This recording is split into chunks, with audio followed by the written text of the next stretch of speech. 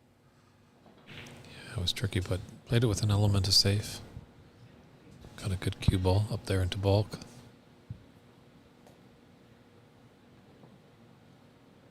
I don't think he has an angle here for the black ball if he goes for the red to the right.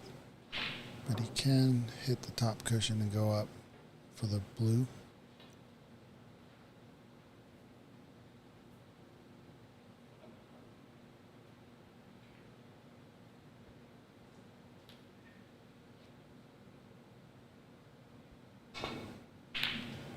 Wow, great long pot there by Raymond. Ran into the Fortunately, he's back. pushed a couple of reds to the left cushion. So, still anybody's frame here. The first one of a best of 7. Yeah, that brown ball has come to his rescue.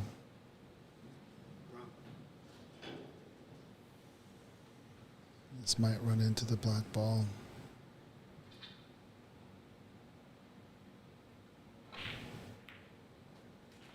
Nice side there. Black ball is in the way if he's looking at that red, the top cushion. But I don't know if it's blocking. Yeah, it's tough to see from our vantage point. Yeah, it looks like he's not, doesn't have the interest in it. Looking more to the open red in the middle of the table and put this into the left middle pocket. With a table like this, it's tough for CC to get going. Raymond has to take advantage, extend his lead. Now it's very tough.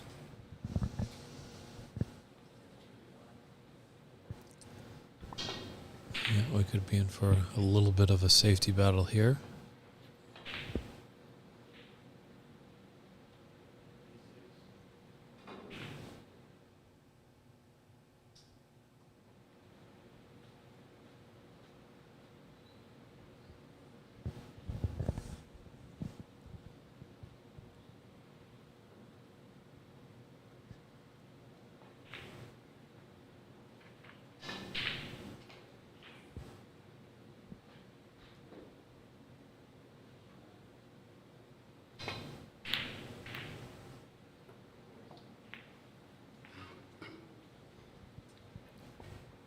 He's pushed that right out.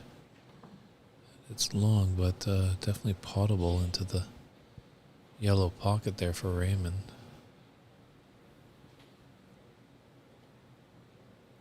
Red actually just might be blocking the potting angle.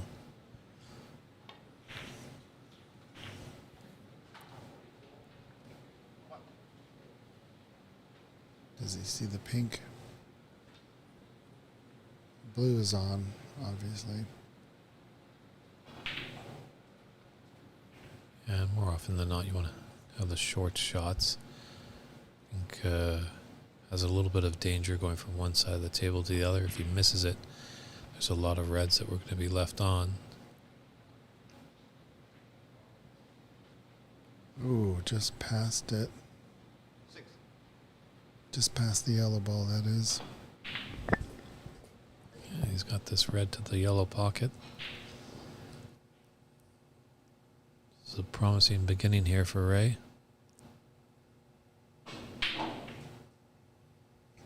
Nice kick.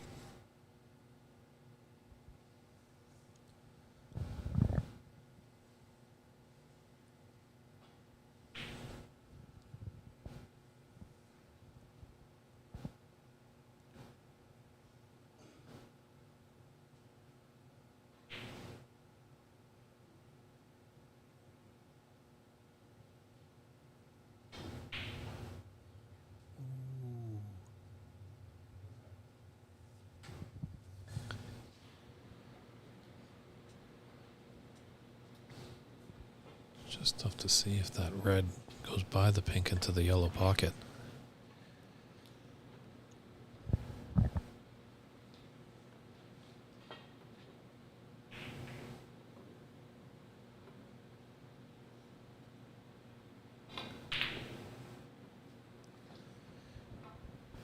No, CC just electing to be safe.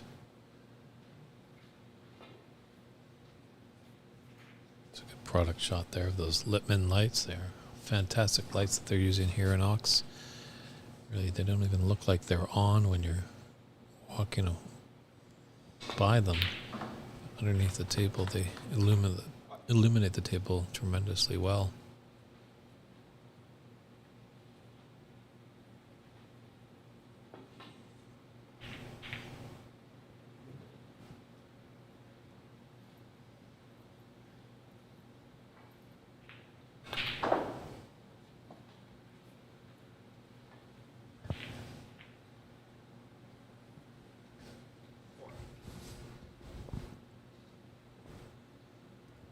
Feels like, and the score tells it, feels like CC has not gotten comfortable in this match yet.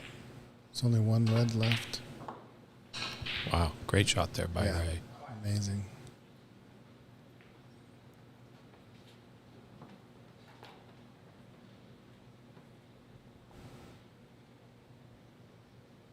It's a nice little blue, maybe a little small, little stun run through.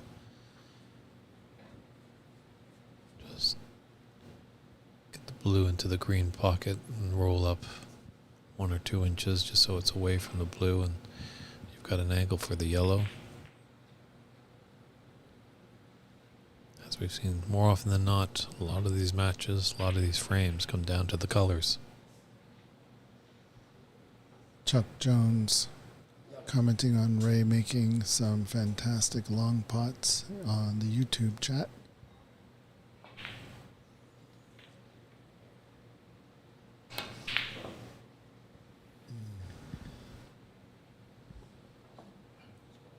Would have helped CC if that yellow ball knocked the black ball off the cushion. Yeah, 21 in it and 27 on the table. CC's going to need them all. Send the yellow ball like 3 cushions possibly down towards the black. Not sure he has a double on. We'll find out.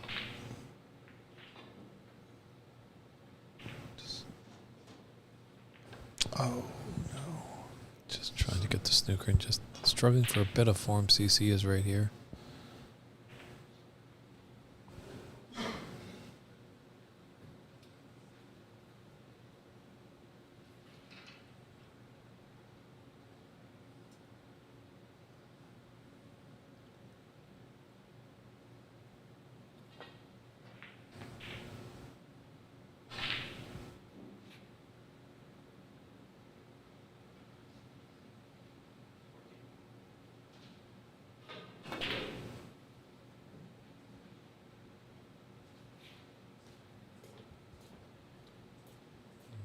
Ray kind of kicking himself. He really wanted the snooker there.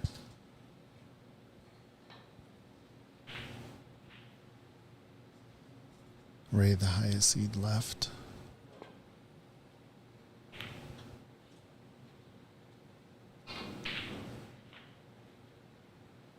Is this the season where the high seeds get all knocked out? Or is Ray gonna go to the finals and win it all? Yeah, he's still got a long way to go. Absolutely. Yep. Got 13 more frames he needs to win to achieve victory. He's looking good in this one.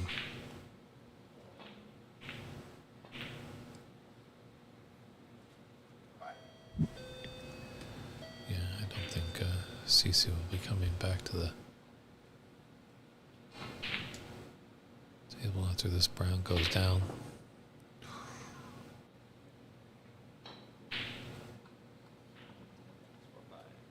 Oh.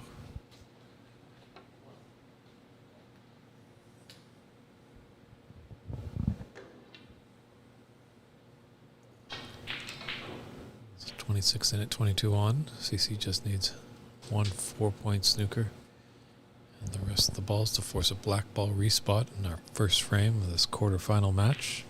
Got to be careful with the in off here. It's going to hit that brown ball Oh, no.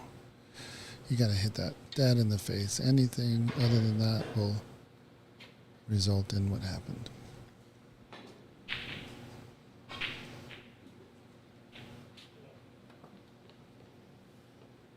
Now he needs 2 snookers and all the balls for the black ball respot. So this brown should seal the deal in this first frame for Raymond Fong.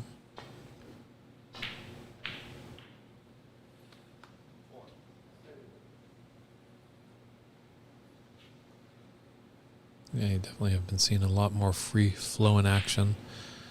As in a best of 7, these early frames, these players are really kind of going for a lot more. But I think as the match grows longer, they'll start tightening up.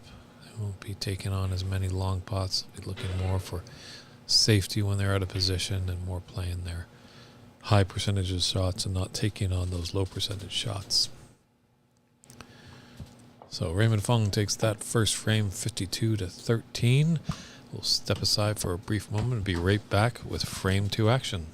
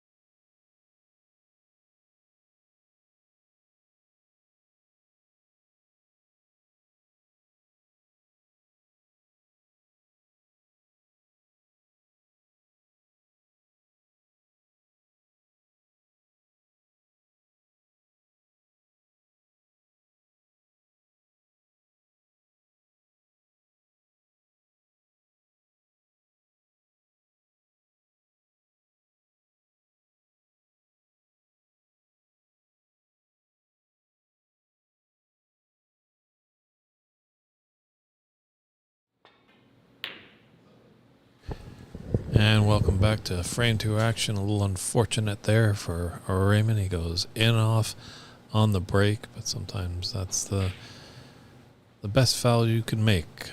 As I'm joined in from our special guests, Prathamesh. What's your last name, Prathamesh? Sawant. Sawant? Thank you. I know I met you back at the Seattle Open. Thanks for coming into the booth, providing your great insight as a player. So who are you feeling for this match? Yeah, I think for this one, until the game, I saw some matches on the stream, and I thought CC was playing better. But he's struggling in the first frame. I think Raymond's been the better player in the first frame. I saw specific things with CC, especially having seen him play before as well. I think he's missing a lot of shots thick, which is a general indication that he's playing a little tentative. So hopefully, if he gets past that, I think overall, I think he's been one of the better players in the tournament. Sure, you do see in that the first frame, there's a lot of free flowing, and they're maybe taking on a lot more shots than they would later on in the match. Yeah. I think this is an important break for CC. Should be a red to the green pocket. Nice shot. Really good on the black. I think the next one should be black. The red below the black with a little bit of draw. Looks like he's playing with follow to the opposite pocket though.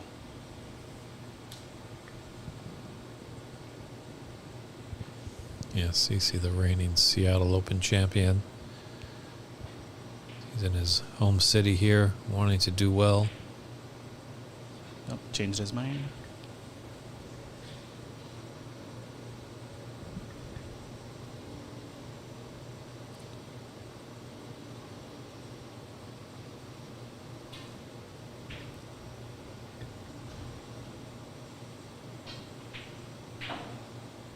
Nice start from CC in the second frame. He definitely needed this.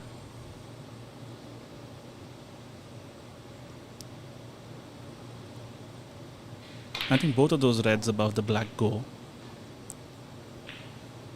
Excellent shot with a little bit of reverse side. I think this is a decent break on. He's got a couple of reds open. I think 4 reds open if he can make the other 2. So anywhere between a 40 and a 50 break on right now. And that's just going to increase his confidence greatly after suffering defeat in that first frame. Yeah, and I think especially you can start off tentative in a best of 7, and you still have time to catch up. I think as long as he gets over this, I think this break should give him a lot of confidence for the remaining match. Just looked like the black ball wasn't directly on the spot. As the opponent is in charge of respotting the colors for the opponent, the player at the table.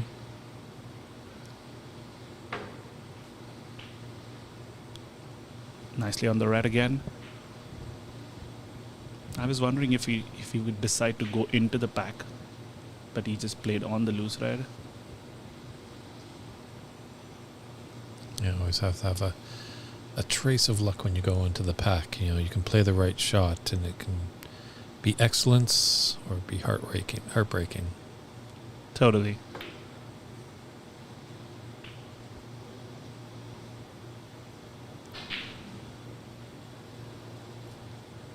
Fell short on this one though.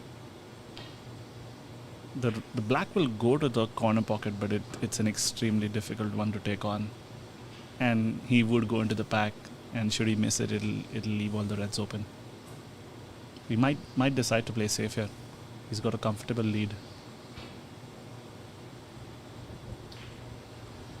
Yeah, frame 2, he's playing a little aggressive. Come frame 6 or 7, I'm pretty sure he would have probably played safe into bulk.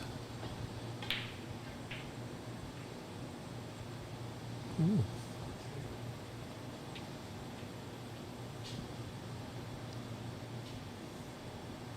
Played the double. I did not expect that.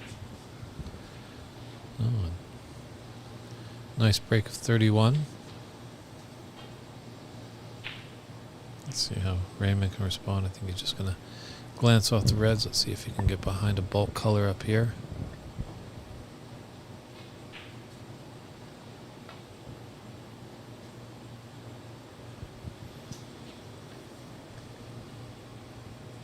CC will probably just play the red closest to the black, glance off it, and somewhere between the brown and somewhere behind the brown and the green.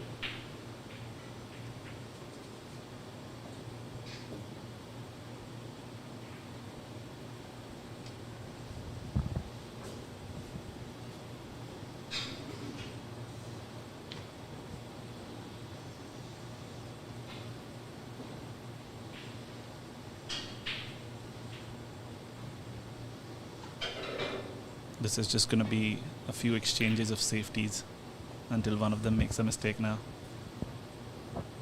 This looks good. So, Prathamesh, how come we're not seeing you in this tournament? Well, I don't meet the eligibility criteria for this one. Okay. I moved to America about 2 years ago, so don't have my citizenship yet. Okay. Well, the president of the USSA is in the building. Maybe we'll have to have a little talk with him.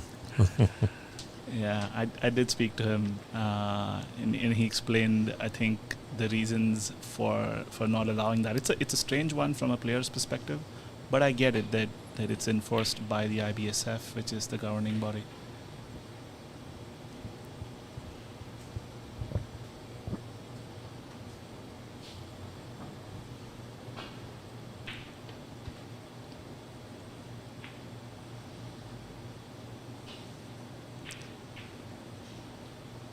So Raymond, I think, played a good safety that induced the mistake from CC. This is a half chance. He'll probably play back for the balk colors or the blue.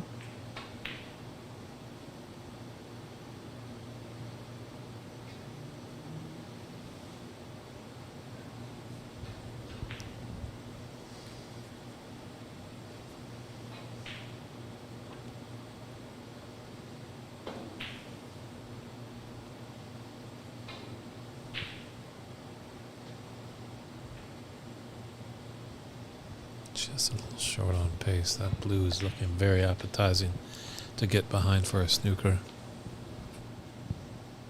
Yep, it's in a really good spot. If someone can get behind it, I think there are some foul points to get. Especially, I think, are we going for unlimited in this one or the next round? I think in the semifinals is when the unlimited rule comes into play, because that's when we'll have referees on both tables for the semifinals. So without the referee in these quarterfinal matches, it's still the 3 attempts and 2 putbacks. Interesting. That rule really changes the dynamic of the game. I think someone with a strong safety game can compete a lot better with the aggressive players. Mm-hmm.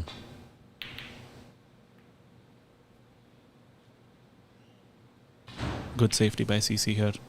What he's done is he's gone to the yellow side and cut off any opportunity to play safe from both sides. Basically, he can't glance off of any of either side to get back to the balk. Raymond's gonna have to get creative now. He's trying to look at the red on the right hand side, is if he can just flick off it and then get back near the blue, but that might not be on.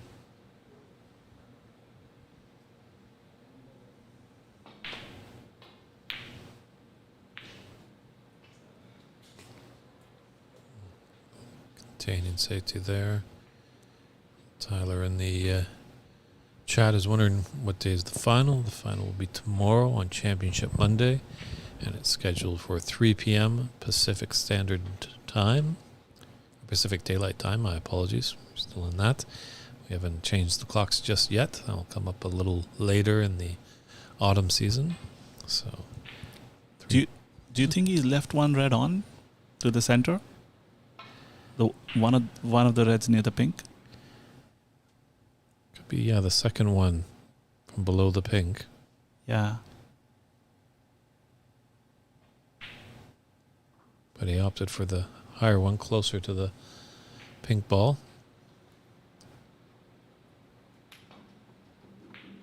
It's going to be nice to get the blue back on its spot here.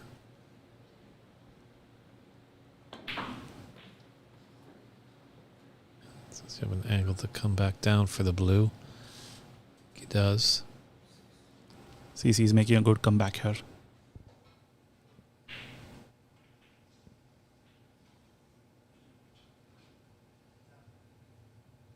He's got the angle on the yellow.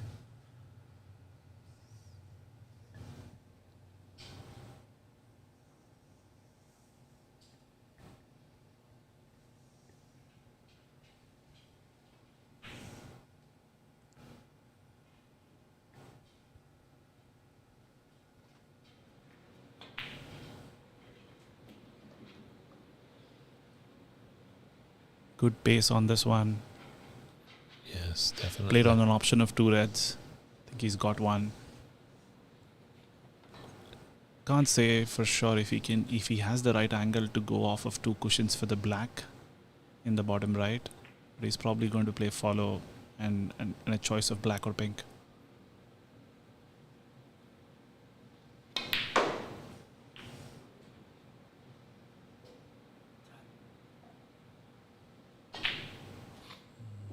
Thought to run a bit more.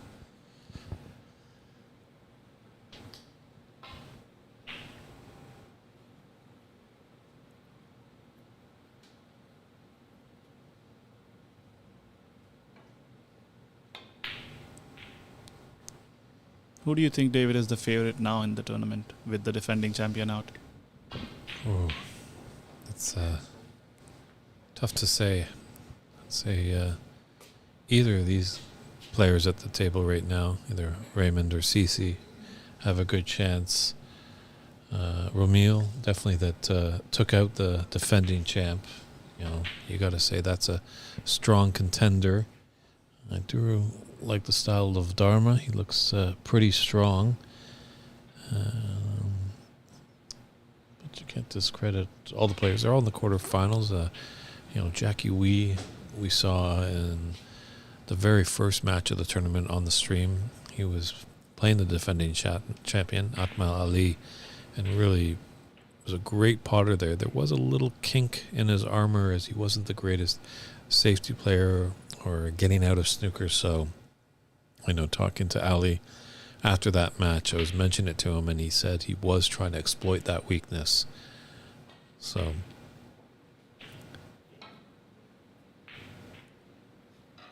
that was close. true. He went extremely hard on the center pocket. I think it was played a little harder than needed for that one.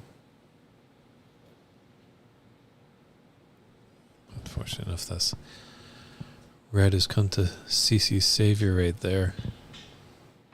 It's blocking the path for the cut for this red that's just dangling over the left middle pocket. But it's tough to say. There's so many great competitors now, like getting into the quarterfinals.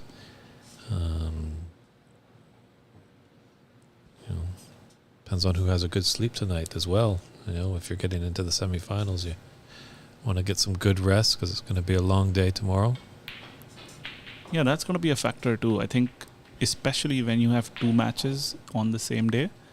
In the semifinals, it makes a huge difference where one player has a 4-0, 4-1 victory versus someone who goes to 4-3, like a decider frame, plays all the 7 frames, tough frames, and then come back for the finals. So all of those things will matter. Yeah, so we'll have to see how it plays out. Definitely, if one semifinalist gets into the final with as you say, 4-0, 4-1 lead, obviously they're going to be cheering strong for a decider all the way down to the final black, maybe black ball respot, just trying to get it as long as possible. Because as much as it's physically draining, it's also emotionally draining, those nail-biting, deciding matches. Yeah, and I don't think it's very, very often that any of these players get to play a lot of best of 9 matches or even best of 7. I think most of the tournaments have best of 5s or best of 3s. True, with being an amateur tournament is always tough. You're always a race against time, as a lot of us have jobs that we need to have to pay the bills and all that stuff. So, and we have a great amount of, we're looking for more, obviously, but volunteers behind the scenes putting in a lot of time. Christian Youngers has done fantastic work with just all this technical gadgetry, just giving great pictures for all our audience and making us sound very crystal clear. We have got a lot of great feedback on the stream about our stream, so yeah, hopefully someday down the way, there will be maybe a little bit of a cash flow coming in, and then we can really make these tournaments a lot longer and really build the drama, as we see more often than not on the pro circuit when they're doing their best of 19s, or even as the World Championship Finals, a best of 35 over 2 days. Yeah, and I think at Ox Billiards, most of the tournaments that Mike does, they are longer races than what you would expect anywhere else. So even the weekly tournaments that we play have a finals of best of 7 or a minimum of best of 5. So out here, I think it's all the tournaments are designed keeping the players in mind.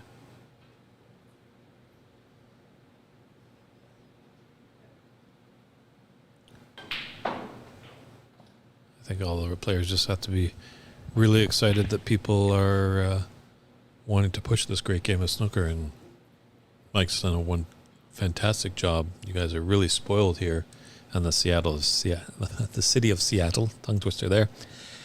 These tables are just A1.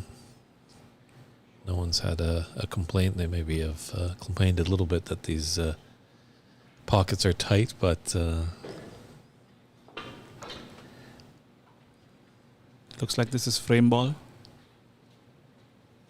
CC. Yep.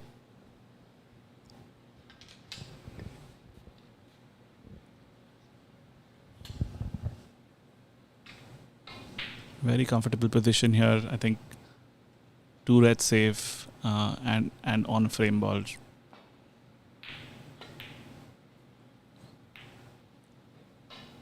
Having said that, he just opened up one of them.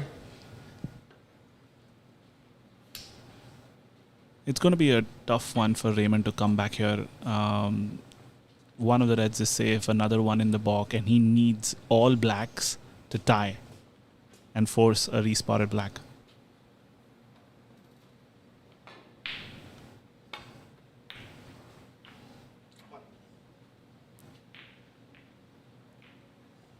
Yeah, a little swing of the arm there by Raymond. Wanted that to get up table a little bit more so he could have a better angle on this black and be away from the cushion, because these are always tricky shots.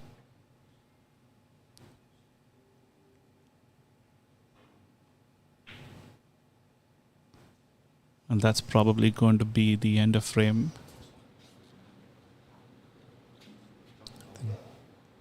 And it is. Is it? Yes, it is. Okay, yes, Raymond did a little swirl there, so he's conceded that frame. So CCU takes the second frame, gets back in the match. They both have one on the board. That's always important in getting your first frame. And we'll be right back with frame 3 after this.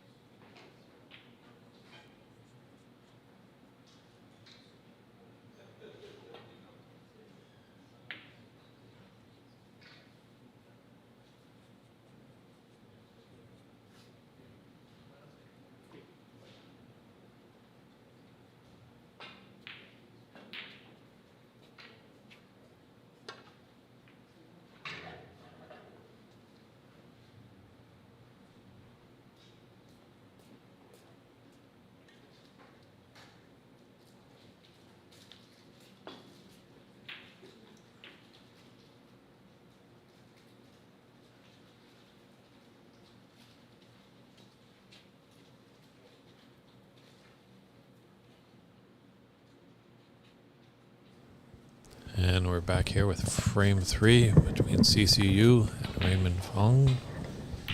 So CC didn't look too great in that first frame, but he battled back in the second one. So still anybody's match here.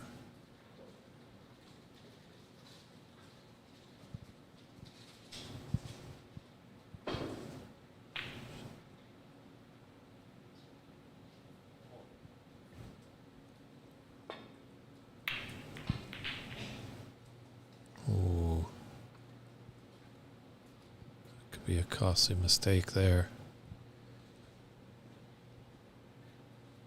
See if sorry. Looks like Raymond got a little lucky. He could have left something easier. I think he still has the red closest to the cue ball. I think that still goes, but there's nothing easy.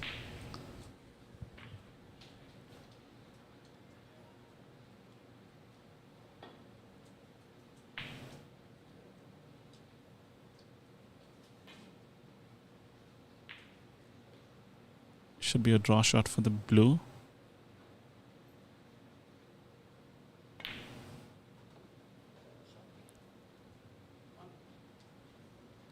Oh, it's played for the black. It is on to that same pocket, so.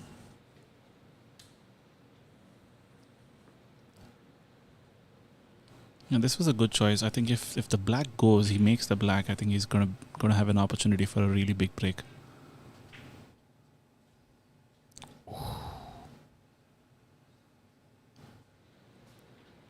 He played it with an element of safety to block the pocket. I'm not sure if that's happened.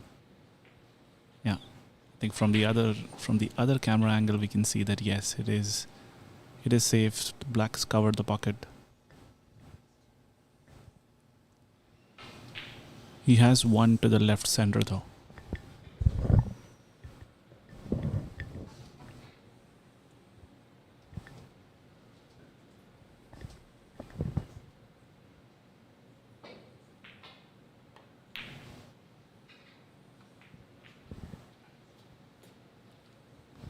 These side pockets, they've just not accepted a lot of balls all weekend long. Yeah, everyone's struggling with the center pockets for sure. When I started playing here, I felt they were ridiculously small. It takes some time to get adjusted. I think the mistake that can happen is trying to play slow and having a false sense of security that just because I'm playing it slow, it'll accept it. Mm-hmm. It does accept a little better, but you need to be extremely accurate. Especially on that angle from the pink spot to the center pocket, I prefer a firm shot and just be a lot more accurate because of what the nap does to in different angles. A bit more pace on that shot.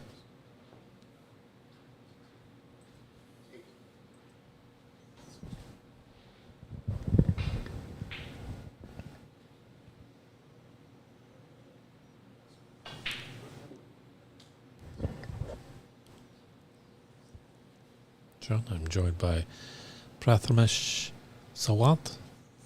Yep, that's close enough. Close enough? Come on. Well, I appreciate you.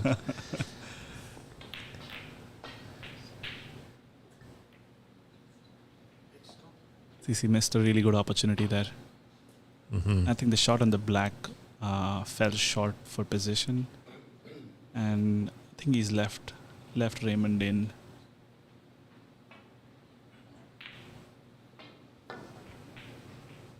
Raymond's been kind of shut out in the second frame, so it'll be interesting to see how he makes his comeback here.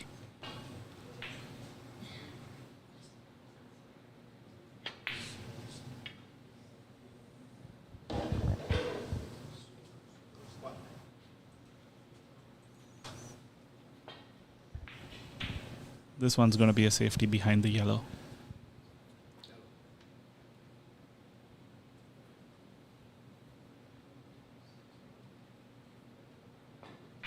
Be very careful with it. Just a nice little touch.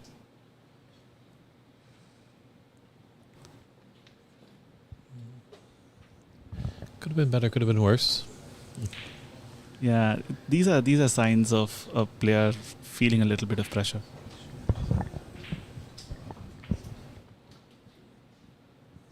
Yeah, CC has seemed to be excelling quite well at the long pot, and he's left this red bottom of the left side of the table.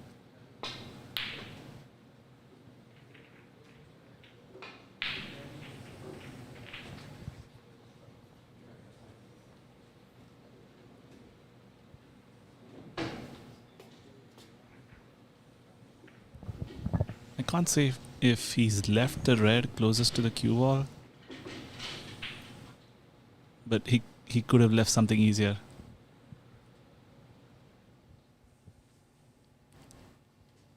Our technical director switching views just so we can get a better view of whether that ball is on. I don't think Raymond's going to go for it though.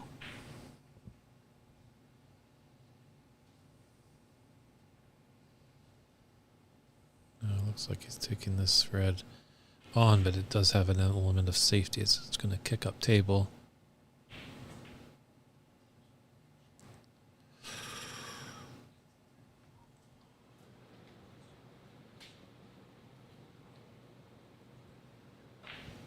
Raymond's definitely feeling the pressure. I think the last two shots, I think he missed this one very badly, and the one before that was a sign of pressure because it was really close to the yellow, and he played it way harder than what he would have normally played it as.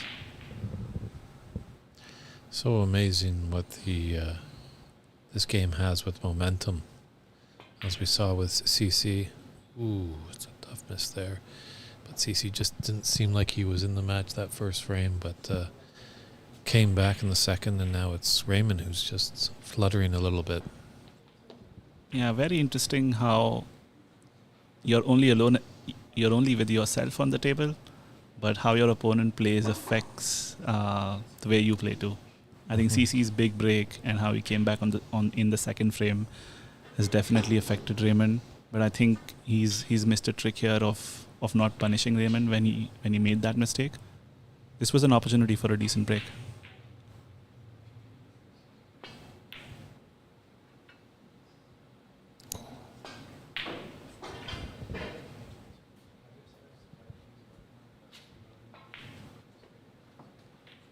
Definitely would have been a confidence builder if that shot with the rest had gone in, but Raymond did have an element of safety with it. CC is going to go for this one in the bottom right pocket. Should be a shot to nothing even if he misses it.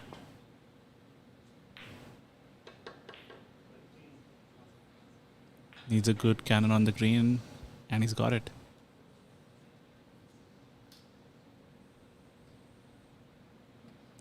Yeah, we're right behind the green in the commentary booth. I don't think he has a good angle on the green though. He's going to have to generate a lot of cue power if he plays the green, or it's just going to be a safety. Yeah, I think from our vantage point it looks pretty straight on. Yep. I think the only way he gets to the reds is if he plays this with extreme bottom and right hand side. Probably not the right shot at this stage of the match.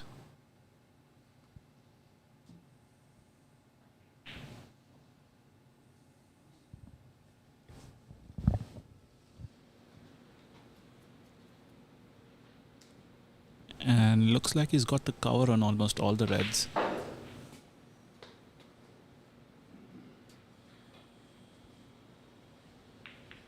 Yeah, just so that lone red on the right side of the table by the right cushion, I think is the only one that you can see. And maybe you can clip off the left side, come off the top cushion, come back into bulk, but it does run a risk of coming back into that red when he comes off the top cushion, so...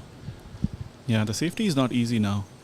I think he might have to just find a red to roll up to. Very slow, but even that won't be easy.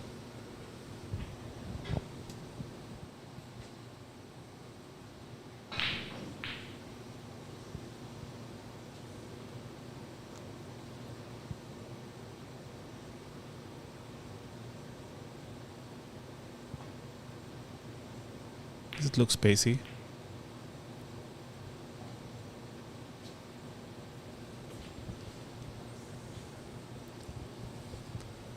He's just trying to tempt him into something here. Oh, this is a tricky shot here for CC if he's taking that red on. And if he misses it, it could be catastrophic. Oh, but he did with some pace, allowing him to get up the table. Yeah, that was a good decision by CC. This was not an easy shot, And I think at this stage of the match, he wants to make sure that he's in prime position before he takes those on.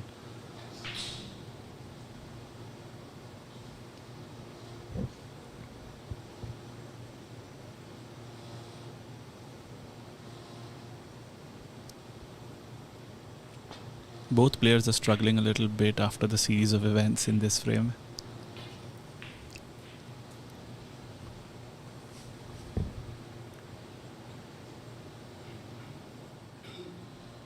Yeah, in these longer form matches, obviously a little free flowing in the early stages, and now they're starting to clam up a little bit, possibly. It is only the third frame in a best of sevens.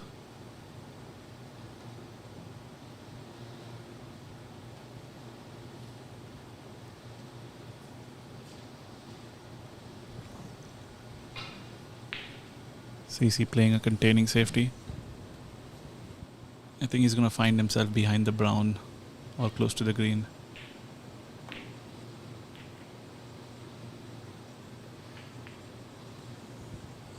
That's not what Raymond wanted there. He wanted to get on the other side of that brown, not a full-face cannon. I can't see an easy safety here. Although he hit the brown, I think what's happened is he's covered the right-hand side as we look at it. So he can't brush off any part of the right side of the bunch. He might try to just follow it close to the black or to the left of the black. Chose the aggressive option. And he's going to leave this one.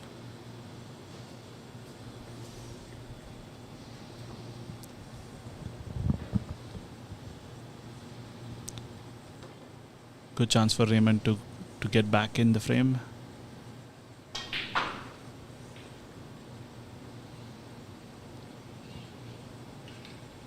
Has any of these players previously won the Nationals? Raymond might have. Oh, that was a bad miss. True, I do know last year that Raymond defeated CC. Actually whitewashed him, so CC is definitely looking for revenge here. Yeah, and I think this is where CC could take the frame. Perfect opportunity.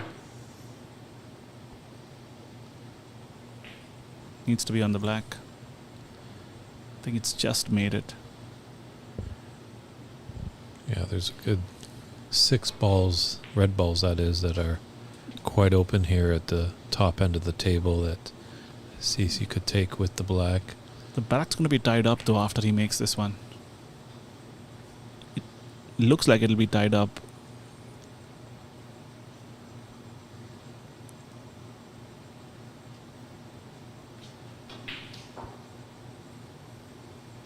Thankfully he's got the red to the yellow pocket to recover. I think he's going to have to play a lot of blues in this break.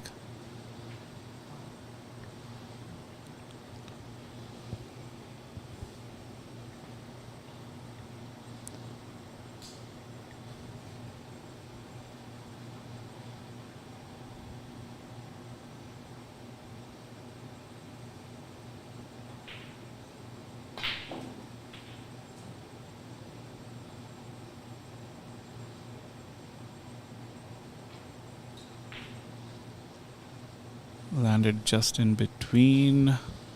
I don't think he has any reds to the corner pocket. It's a tough one to the center pocket. And it doesn't offer any position either. So probably just a safety here.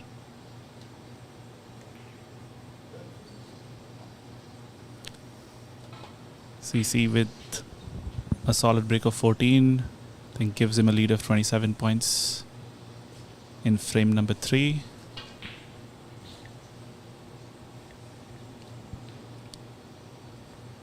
Getting back to that discussion, David, you think Raymond might have won it previously?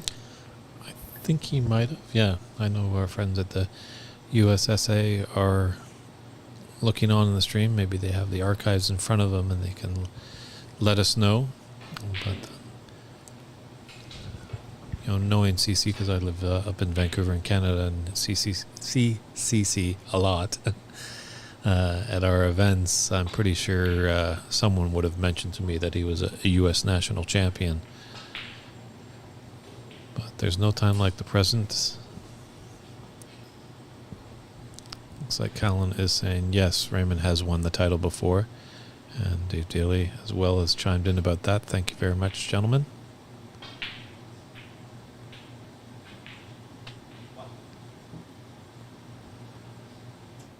So Raymond might have a little advantage there as he knows what he needs to do to take the title.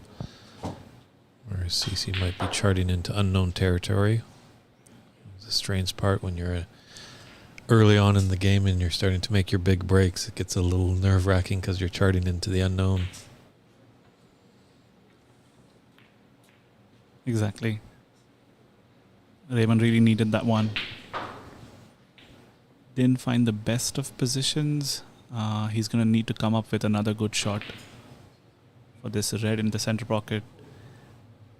Will likely be the blue. He could decide to play for the pink in the center as well, but I don't think he'll go for that.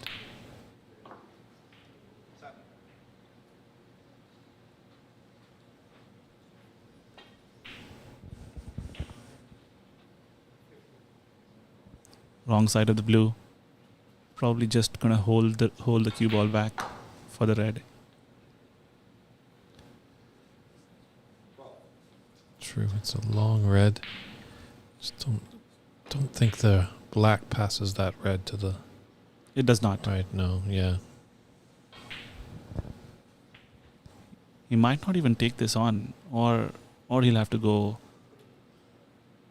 with a lot of follow or bottom for the blue.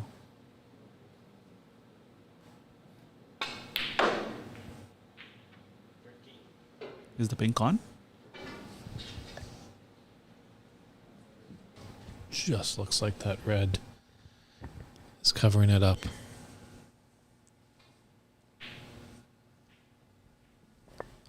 Our technical director changing cameras quickly, and we can see that it's not on. Confirmation. But a great blue to recover. Fortunately, this has been a break with such great shot making. I think he's missed position slightly on every object ball, but he's made difficult pots under pressure.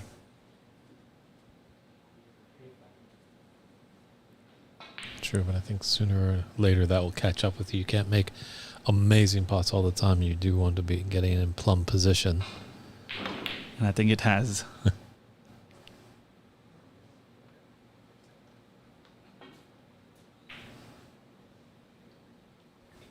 think he's left this one for CC. Might be a slight swerve, but he should be able to get to this one.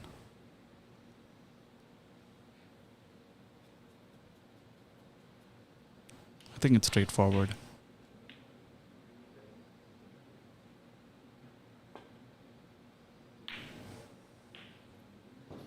Needs a good bump on the blue.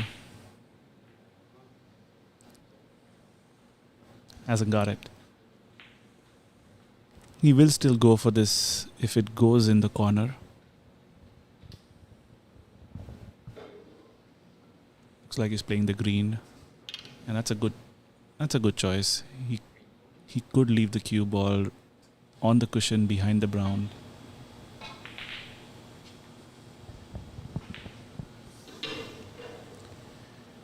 Yeah, you got a good cue ball there. Tight to the ball cushion. Can only see the top of that cue ball for Ray. Has to take some care with this. Doesn't want to put unwanted siding, which is always a problem with this shot.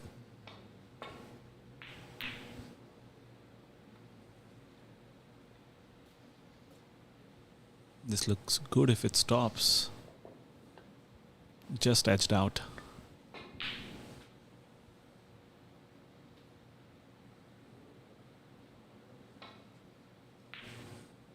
This should open up the black.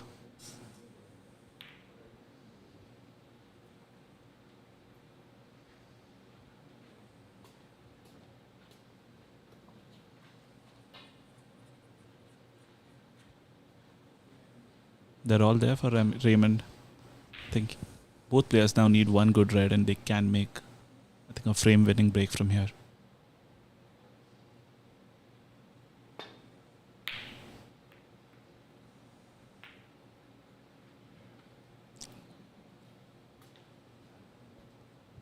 That yellow didn't come to Raymond's rescue.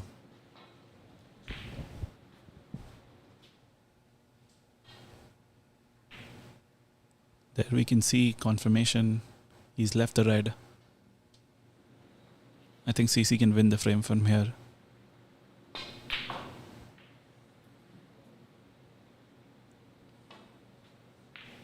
And as I said that, I think he's not come far enough for the pink. Welcome to the commentary. There's always that curse. I didn't sign up for any curses.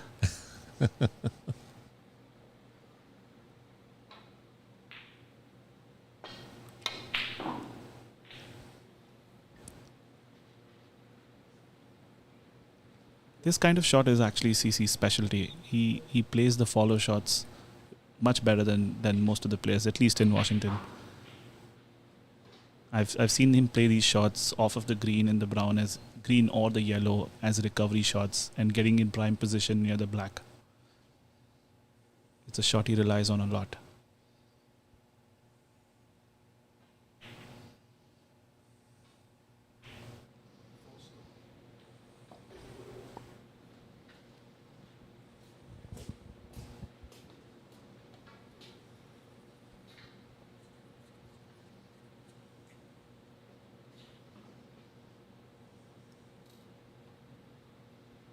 Looks like Raymond's going for this.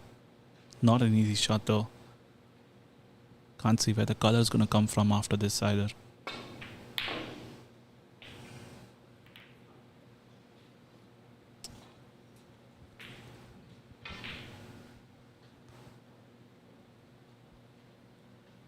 Looks like this frame is not making it easy for either player. CC can make this red, but I think he can just drop it in for the pink to the left center. But at this stage, nothing, there are no guarantees.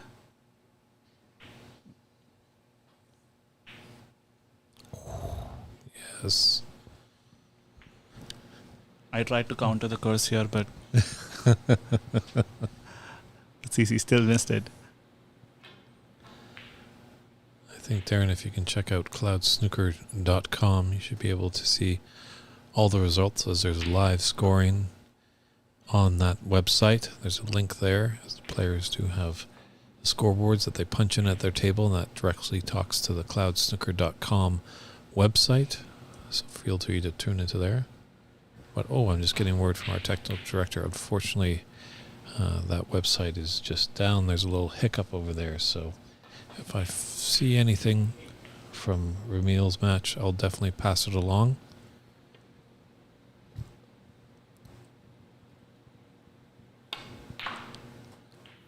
Just hearing that Ramil was actually able to take that first frame, so he leads 1-0, and they're looking like, I think they're into the colors on the second frame. So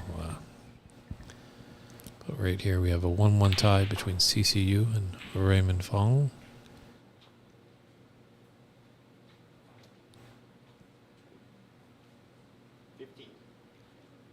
Raymond's made a couple of good colors and caught up to CC.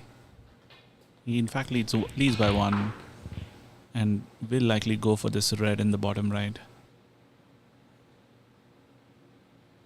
He's going to try to miss the cannon, but he might hit the black anyway.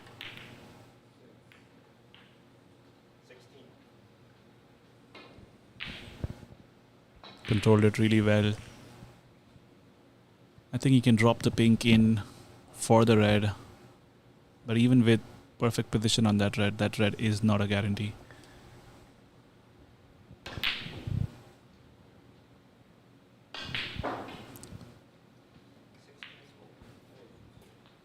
The center pockets keep troubling all the players.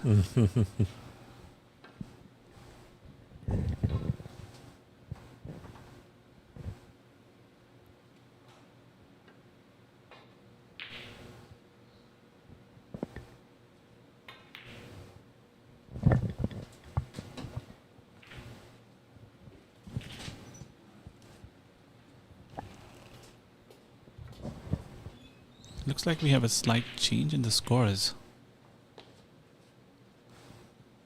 Is Raymond down by 6? Oh, very nice cut there by Raymond. So, our technical director, Christian Younger's just popped out just to make sure. Because unfortunately, the live scoring app on the website is down. So he's just taking a look to see what the score is on the player's side. And he'll be updating that for us. So we should get the right score very quickly here.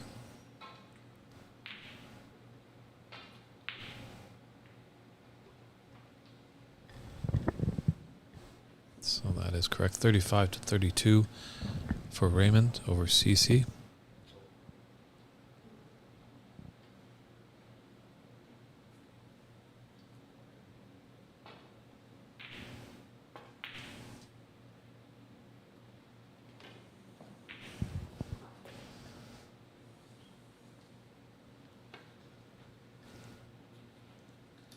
Raymond's got the snooker here, but it's an easy one to get out of. CC will try to clip the yellow on the top side as we see it. And they hit it face on. What side pockets? They look very inviting. That was extremely lucky for CC.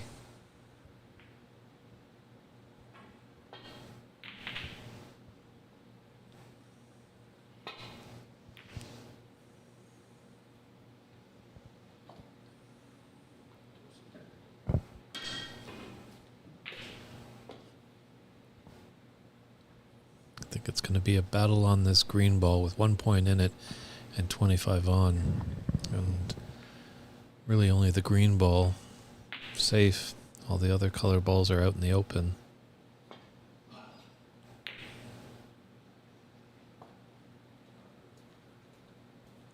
Looks like he's going to leave the green for CC. This is a good opportunity.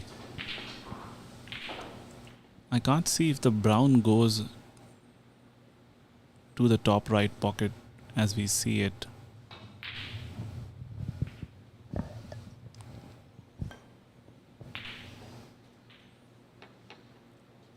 The way he's played it, I think it goes. True, it looks like it just passes.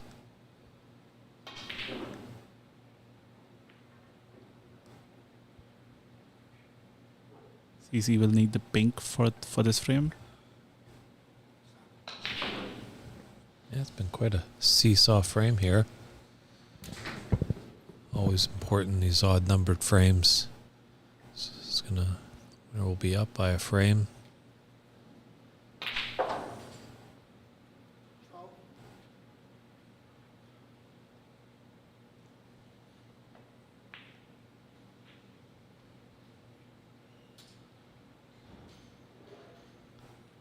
He wanted that to roll just probably another 2 or 3 inches, and it would have been perfect. But he's still a favorite to make this one.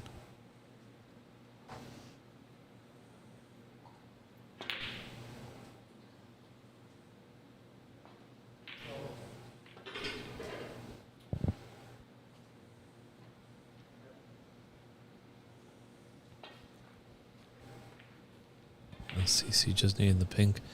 Raymond needing pink and black.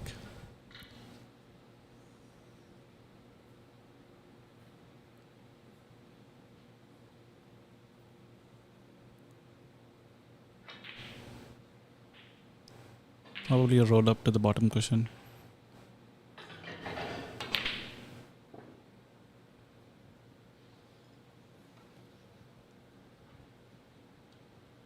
Both players playing aggressive, and I think he might have left this one for CC. It's not easy, but it should go to the center. Yeah, it's just below the center, so it's not the thinness of cut. It can be a little bit thicker, but take some care in this CC and you will have a 2-1 advantage.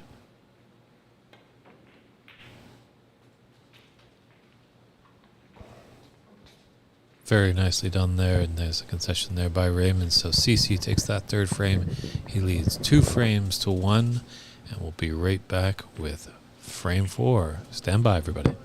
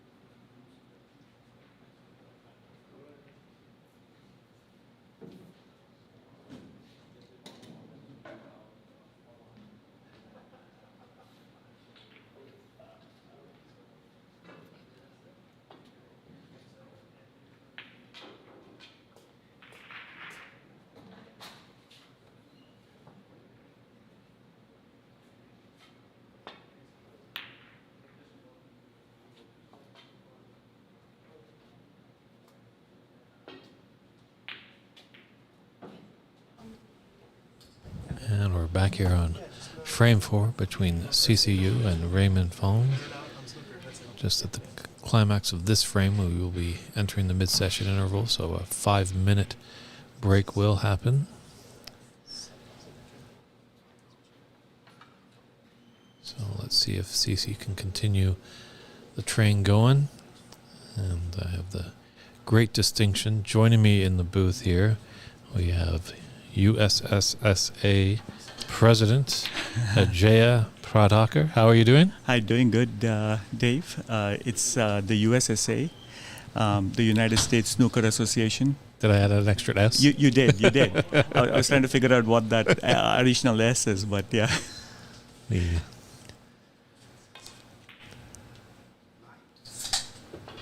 So how are you enjoying your time in Seattle here? Oh, it's been phenomenal. I think the venue is just outstanding. I think it's one of the best venues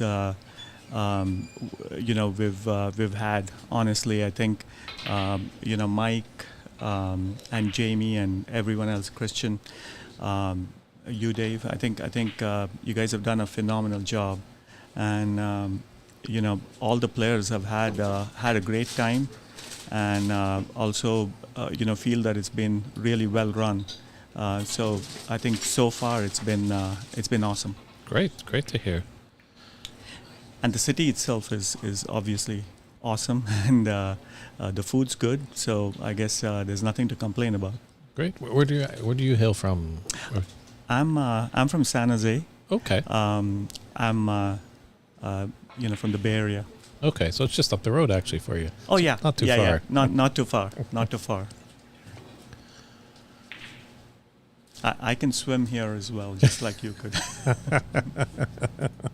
Although I think I'm going downstream, you might be coming upstream. Exactly. Oh, that's a safety shot that I think it was a little bit out of control, but still safe. So how long have you been president of the USSA? I've been president since I think it was 2007 or 2008, something like that. We run the organization very flat. There's no bureaucracy, so me being president, doesn't mean too much. Okay. Don't sell yourself short. Come on. Hopefully.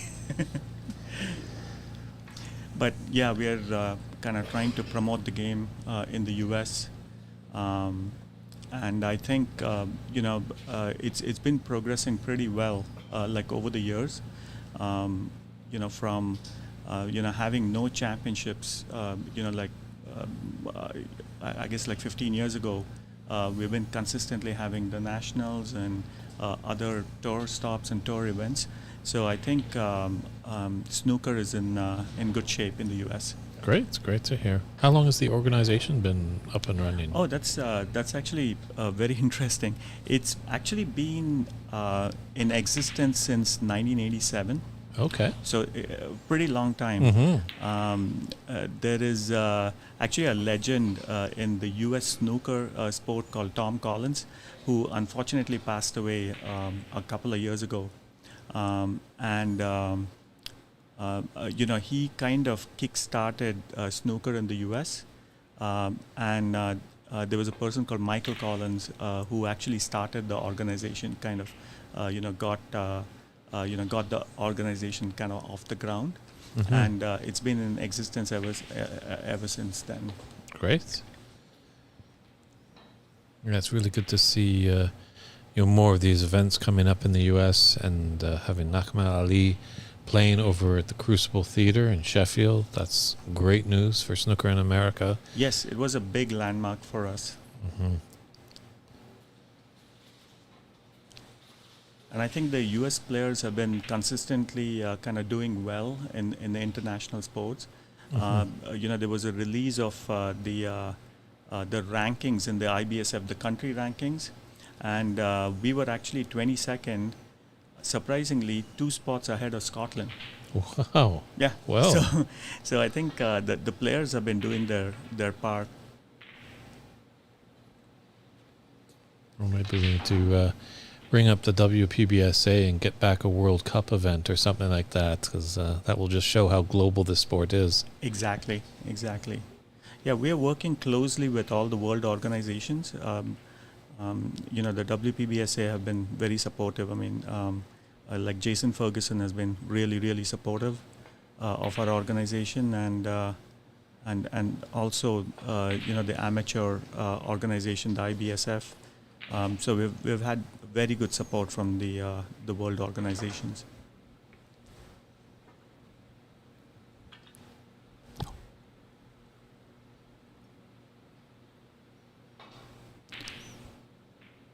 And so this is probably like the marquee event in America for snooker, right? This U.S. Nationals. Do you have other little tournaments throughout the country? We do. I think obviously this is the highlight just because the winner and runner-up get to participate in the world amateur event. But we do have other tournaments, and in fact, we're going to have something called as the U.S. Open.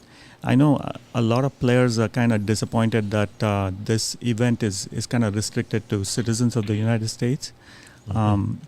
But we are going to have a lot more events that is open to everyone.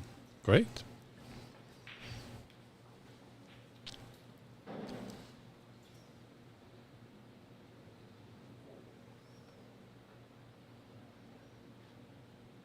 How are our junior programs coming along? Obviously, we need the grassroots there.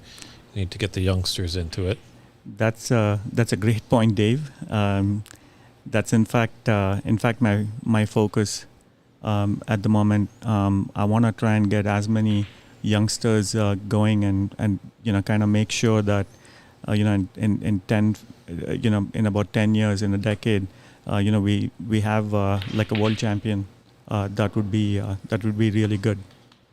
Would be amazing. Yes. I think if young Americans could see that one of their own can hoist the trophy over there in Sheffield, they'll be inspired to pick up a cue. Absolutely.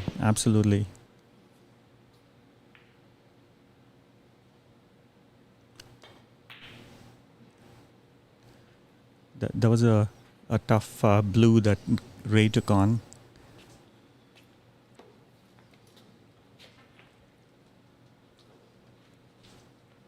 So how did you stumble across this wild and crazy game of snooker? I am actually from India, and I am from a city called Bangalore in India. Okay.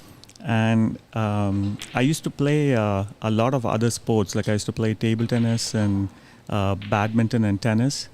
And a friend of mine had a bet with me that he could beat me in more sports than I could. and essentially, so we played tennis and badminton, Unfortunately, he lost most of the other sports, and then he told me, "Oh, but I can beat you in billiards and snooker." Mm-hmm. And I told him that's kind of unfair because I've never played the game. Okay. And he basically told me, "Okay, I'm going to give you 3 months." And essentially, I started playing the game and absolutely, totally fell in love with it, and I was addicted to the game kind of ever since. Fantastic. Yeah, India, the birthplace of snooker. Yeah. It is, I think, a place called Jabalpur in India was where snooker was invented.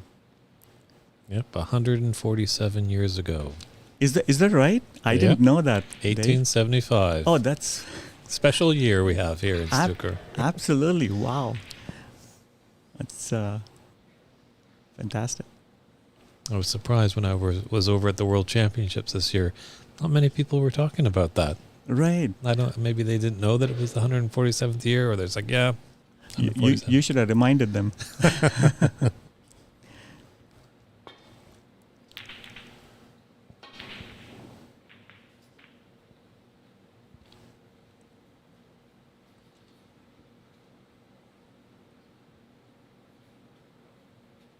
Yeah, it's definitely nice to see. We've seen a lot of people tune in on the stream, and a lot of Americans are piping in, and I've noticed a lot more clubs are popping up because people are telling me there's stuff in Arizona, there's in Nashville. It's just a great sight to see. Absolutely, and it's kind of fantastic that that there are hubs of snooker in the United States. I mean, obviously, I think California and like Seattle now, and New York. I think there's huge amount of snooker that's actually being played. I think a lot of people don't know that, but there are a lot of snooker being played in these kind of 3 hubs. But it's fantastic to see other states and spots kind of having clubs and the game kind of slowly improving as well.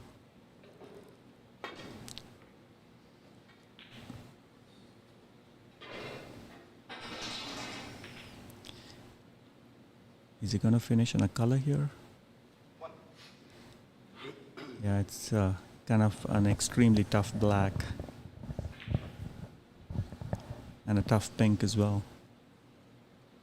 Yeah, if he takes that pink to the yellow pocket, and misses, he's going to leave a good opportunity for CC. So trying the thin black here into the top left corner pocket.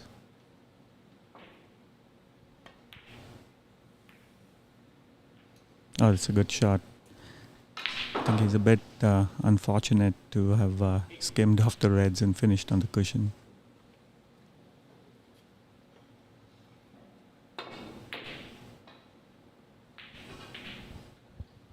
So where can people find you if an American wants to start up, say, a snooker club or just get involved? Where do they reach you?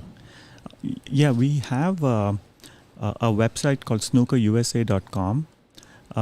We are also on Facebook and Twitter and like all the social media as well.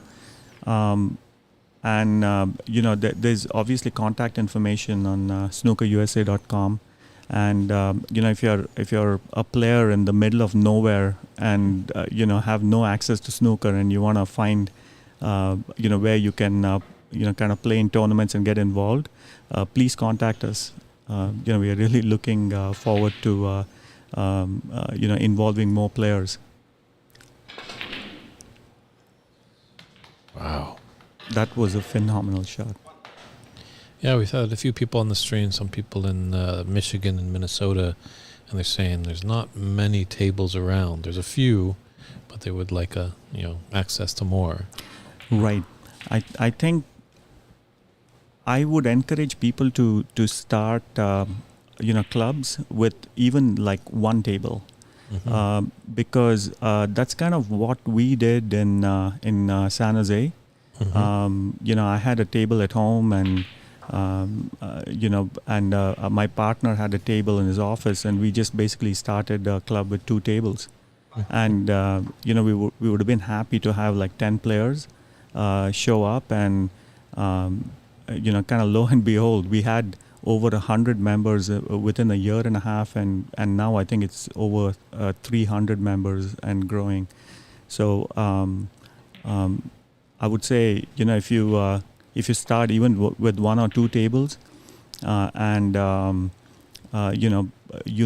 there's such a big immigrant population as well, and you'll find players pretty easily, I think. Sure, it's amazing how much you find as I, came down from Vancouver up in Canada, and was walking back to the hotel the other night, and dressed in my suits, and someone was like, "What are you all dressed up for?" And I said, "Oh, I'm just commentating on a snooker event." They're like, "Really? I know that game. That's pretty cool." Right. So it just kind of takes that thing to mention to people, and then they start getting wonder again and interested. Absolutely.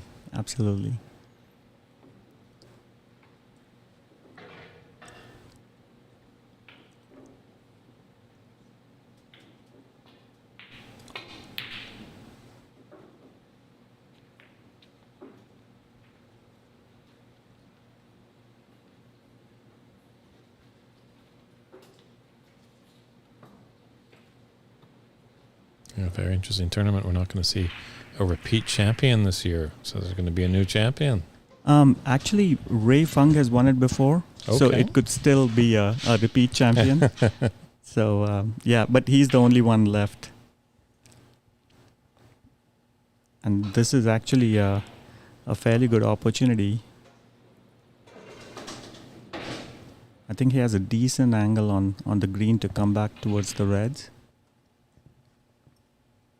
Yes, I've been informed that actually Ray whitewashed CC last year at the New York Athletic Club at the U.S. Nationals. Yes. Oh, wow. That was a tough mess.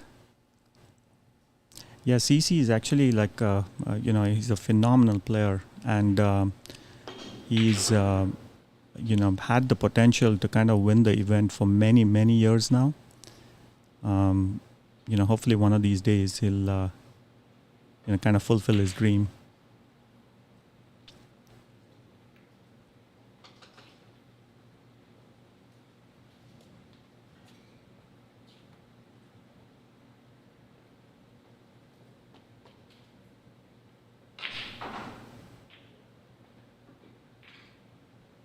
So how's snooker up in Vancouver, Dave?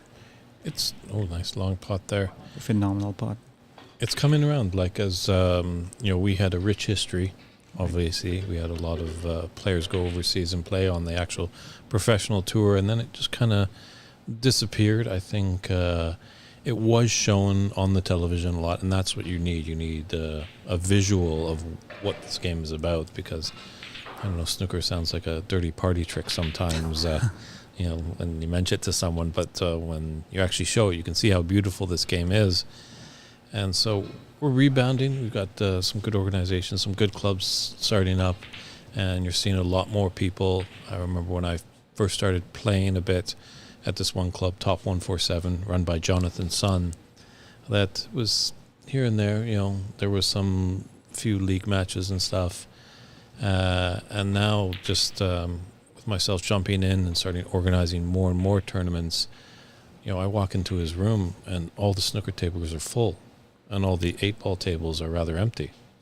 That's great to hear. Sorry, all the 8-ball fans, but I'm kind of biased towards snooker. Likewise.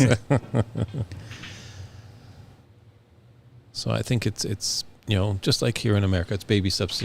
We're trying to get back to where we were. I think you guys are just trying to grow and get onto the scene. Exactly.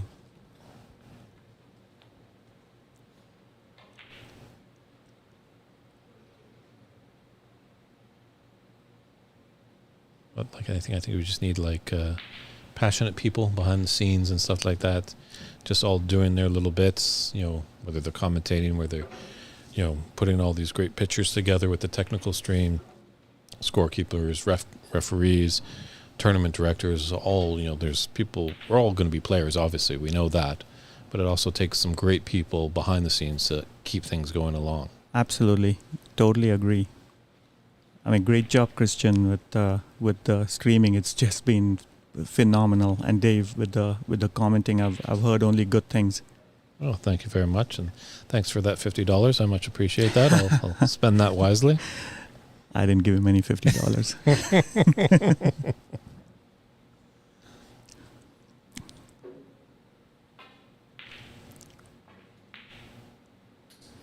Yeah, this is a pretty good safety here.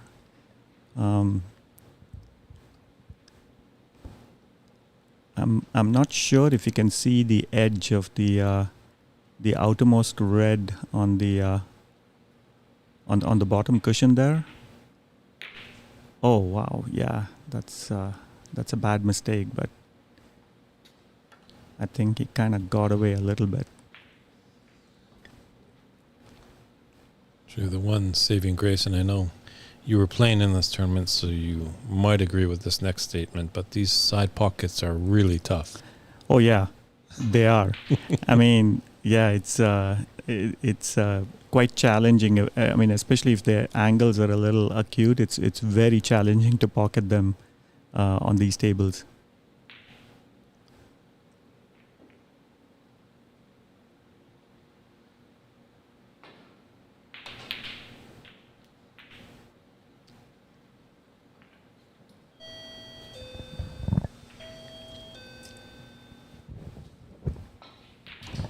But I like how you're talking about you're planting the seeds and you're not wanting that quick fix. You know it's going to take time. It's not, tomorrow where boom, the boom's going to happen.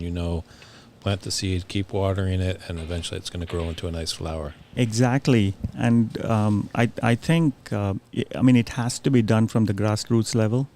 And we need more people to open clubs. Have access to tables. People need to have access to tables, so more and more tables needs to be installed all over the U.S. And I think there is no getting around that. It's just a must, and it's like you said, it's not an overnight fix. We need to keep working at it. Fortunately, the entire snooker community here, they're very supportive, and they want to see the game grow as well, and they are doing a great job in spreading the word, if you will. And I know sometimes people do talk about real estate because these are big tables and they take up a lot of room, but here in America and up in Canada, there's a lot of space up there. So. That's true, and unfortunately, just like you said, I think rent and also, having to hire people has been an issue. But if that's the only stopping block to people opening clubs, please contact us. We have automation software which can basically run the entire club, just with automation software. And we actually run our club in San Jose, that way. Right. And, basically you don't really need to hire employees, if you can't afford it, and you can run everything in a totally automated fashion. I've kind of heard about these as kind of just like a pass or something like that, kind of membership base. Is that kind of the idea? No, actually, let me give you like a 2-minute overview. That's what we're here for. Basically, there are iPads on each of the tables. Mm-hmm. And there is like an access code to the door. And basically members can walk in, log into their account on the iPad, and basically the light comes on and essentially their time starts. And essentially once they're done, they can log out and the light goes off, and basically they're automatically charged. And they can walk out. And also, we also have scheduling. For example, members can schedule tables using our software. Clubs can, if they have products that they want to sell, we have a product page where, the club owners can advertise their products and members can buy their products and so forth. So it's everything is like automated. Like the entire club management is automated, Wow. So you literally, it's the easiest way to run the club. So if anyone wants to open a club, and we can set them up in 5 minutes. Great. Wonderful. I'm exaggerating 5 minutes there, but probably an hour. Yeah. I'm serious. I think I can set up someone in an hour. Wow. Yeah. What's the name of this lovely club in San Jose? It's called California Snooker Academy. Okay. Yeah. Mm-hmm. Great. Huh. Yeah, I think we're slowly getting away. I think more, a lot of the older people that did know of snooker back in Canada in the heyday when we had the players. At that time, a lot of these places were filled with smoke, shady characters at every corner. Correct. And now we're kind of turning the culture around where it's a family-friendly environment. Right. Parents don't feel that bad of dropping off their kids because it's a safe environment, and they're learning lots of great things that'll be useful in life. Exactly. And, our club is like that. I mean, there's no music. There is no alcohol. And it's for the snooker purists, if you will. So yeah, it's absolutely kid friendly, and we are hoping to see a lot of kids there.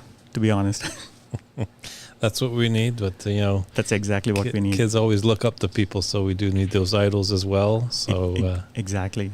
this tournament has showed there's a lot of good talent here in America. Absolutely, and we have a lot of good stars in the field here. Along with CC and Ray and Ali and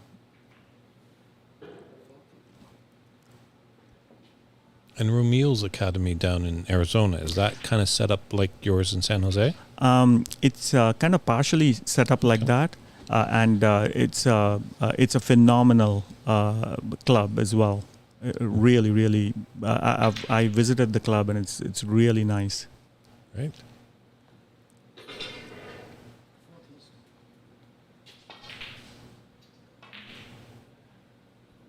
There's also a club in Los Angeles, called the Embassy Club, which is in I think it's in Pasadena. I could be wrong, but I think it's in the Pasadena. It's actually in San Gabriel.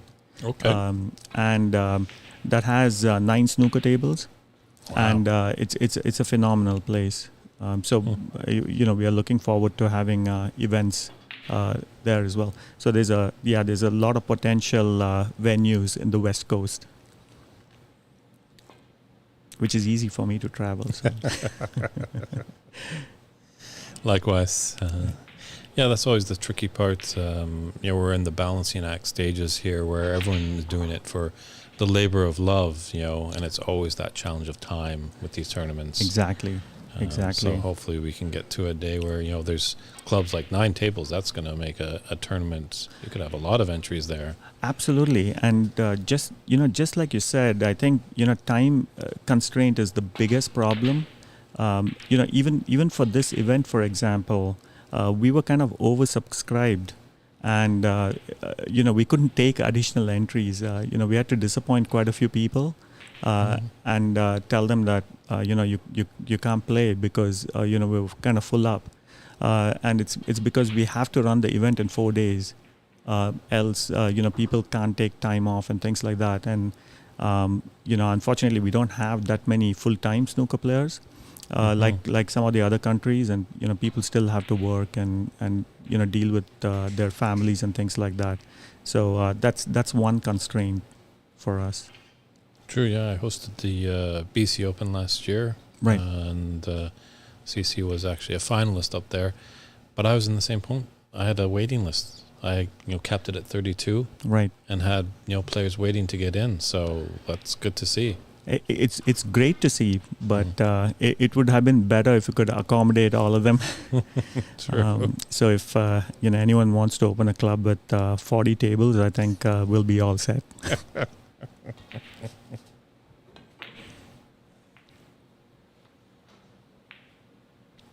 I think way back in the day in the great city of Chicago, there once was 80 rooms 80 rooms? 80 rooms in the city, and I'm not sure exactly how many tables were in each room, but you can only imagine Right. a room at least is going to have 4 tables minimum. Oh, yeah, absolutely. Actually, when I said 40, I think it's. I wasn't fully kind of joking there, because I think in San Francisco, if I'm not mistaken, weren't there rooms with 20 snooker tables like back in the 70s? I think so, Yeah. Mhm. So, you know.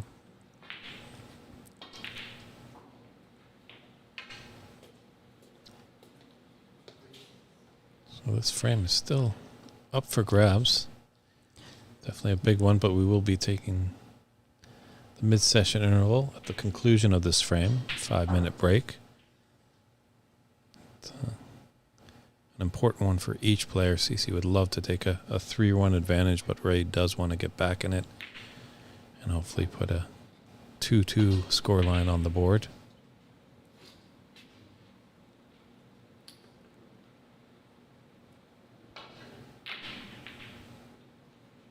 Yeah, I think a 3-1 in a best of 7 would be quite a commanding lead.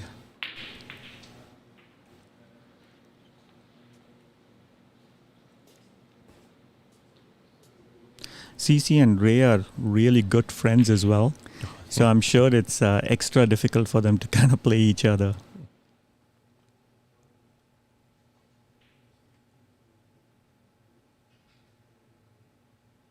Yeah, you got to block that out. You got to have that killer instinct. But both players will know that they're, playing to win. There's no ill will. They're still great friends off the table. But hey, we have a job to do. We need to just beat each other senselessly. Absolutely.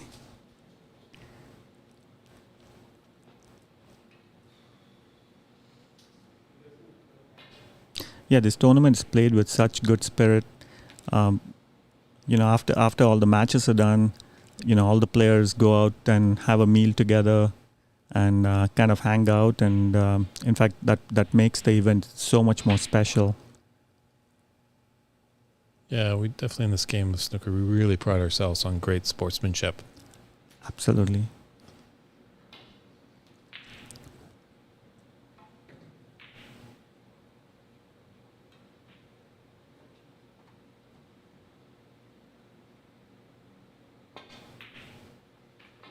Have you been to Zia's Club out in Nashville? No. Sounds like they have a snooker academy out there. No, I haven't. I hadn't even heard that there was an academy in Nashville. So that's good.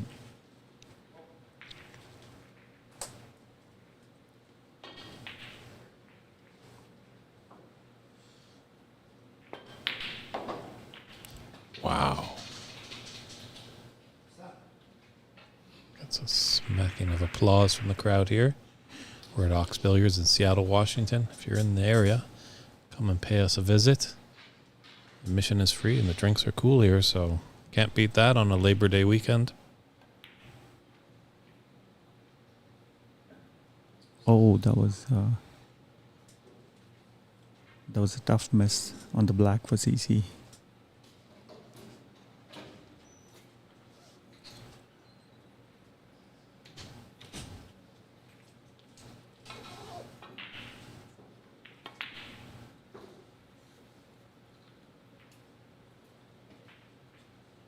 Oh, that's a great safety shot. He's snookered CC on the yellow.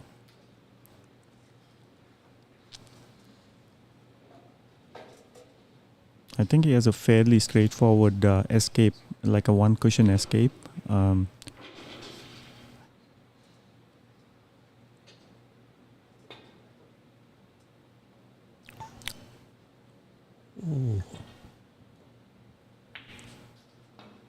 I'm sure he's going to be put back.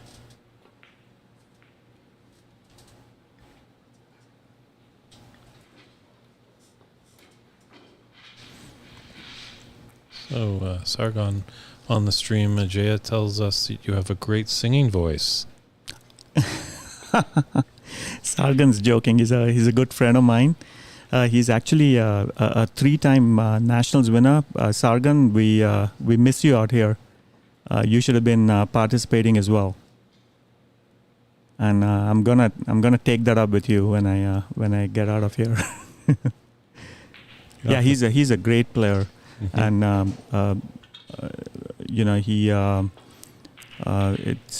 it's actually unfortunate that he hasn't been able to play in the last couple of years. He would definitely be in contention to kind of win the event.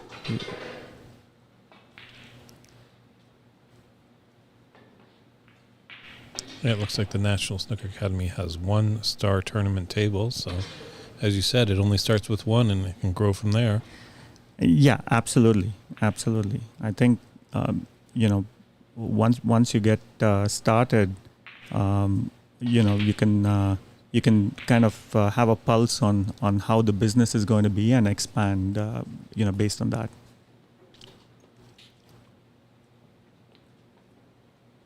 Yeah, looking forward, Sargan. He says he's going to be here next year, so I'm going to hold you to it.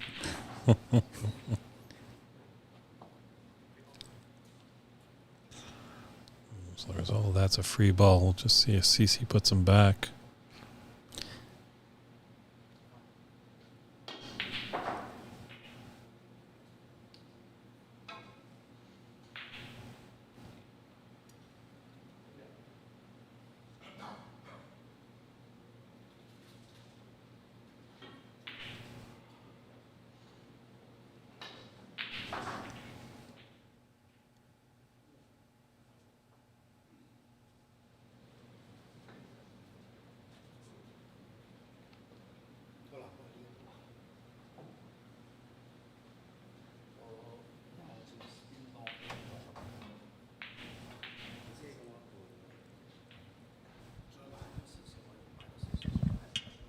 So do you have any plans for referee certification programs, table mechanic programs, coaching with the USSA? Actually, as a part of PAPSA, which is the Pan American Billiards and Snooker Association, we do have a referees program. It's actually run by Kevin, from Canada. He runs the Canadian. Kevin Fitzpatrick? Yes, exactly. And the coaching program is actually run by Cliff Thorburn from Canada for PAPSA. He's the director of coaching. Okay. And we are putting together coaching programs. We actually had a coaching for coaches program that was actually run by the WPBSA for the Pan American Billiards and Snooker Association. Okay. And in fact, Mike and Dave Daly, Mike Dominguez and Dave Daly from Ox Billiard attended it as well. And they're actually certified WPBSA coaches now. Wow. So yeah, we are kind of expanding that program. We want many more coaches. And again, like you were saying before, it's all about that reach, with coaching and facilities. I think if we get those two right, we could have a lot more budding players in Pan America, really. And talking about that, we're going to have the Pan American Championships in Toronto. Okay, great. From October 22nd through the 30th. Perfect. And it's going to be the seniors first and then the open. Hopefully people, from the Pan American region can come and participate in that. Yeah, it seems like I think there was a lot of momentum in North America for snooker about 3 years ago. And Yes. then, boom, that nasty little pandemic came and hit us. Exactly. We were making, great strides. But to be honest, I think we're still, on course to have a lot more tournaments by next year. So, yeah, even though we did have a couple of years of, like a little bit of a tough time the last couple of years, hopefully we can bounce back big. Yeah, it's interesting. It also could be a blessing in disguise because when we had the World Women's Snooker US Open here last weekend, I was talking with Mary Talbot, who comes to us from Britain, And I just noted, reading up on her bio and stuff like that, she was heavy into the scene in the early 2000s, and then took a 20-year gap. And I chatted a little bit with her. I'm like, well, did family or something like that? She's like, no, I just kind of put the cue down. And then the pandemic hit, and she kind of just remembered of the game of snooker and just picked it up and just back into it and enjoying every minute. Right. I mean, I think table sports, had a little bit of a, but of course, I think a lot of places were closed during the pandemic, which probably, like, I think people wanted to come out and play, but there was no access really. Mm-hmm. Hopefully sooner than later we can get this great game into the Olympics. I think that would be great global exposure. Yeah, absolutely. And I think that'll really, kind of change things for us, with respect to funding, and, we'll have access to a lot more, kind of money, which is kind of important to grow the game.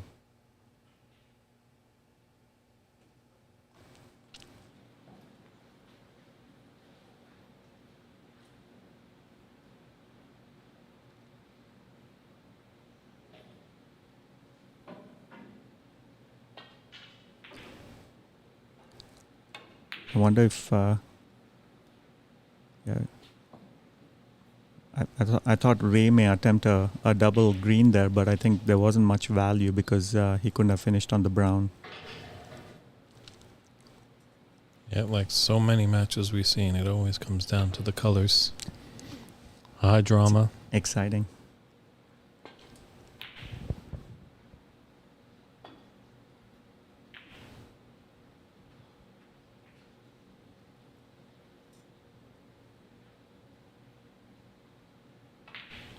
He's got the snooker there.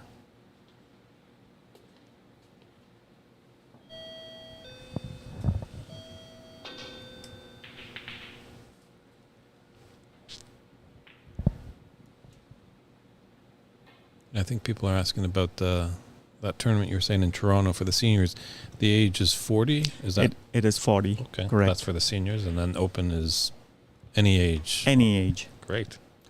And the open is it's open to women as well. Oh, wow, that was very unlucky. And this is a frame Ray really needs.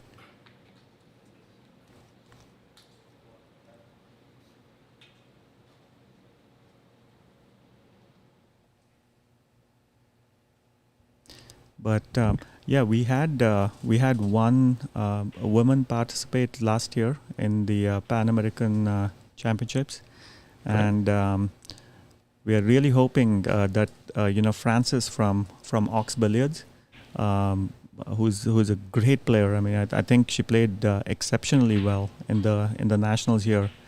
We are hoping that she will start participating in more national and international events. True. Also, I was hoping maybe you get a chance to meet young Frances Du. She's a 13-year-old player that plays out of here at Ox. Wow. Marissa. My apologies. Thank you, Christian.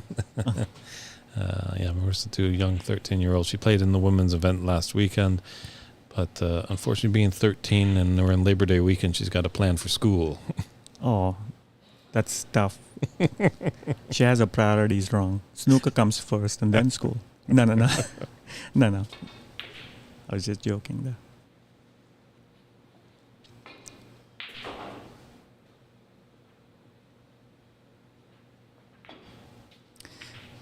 So Ray does need a snooker here with 21 points in it, and there's 18 on the table.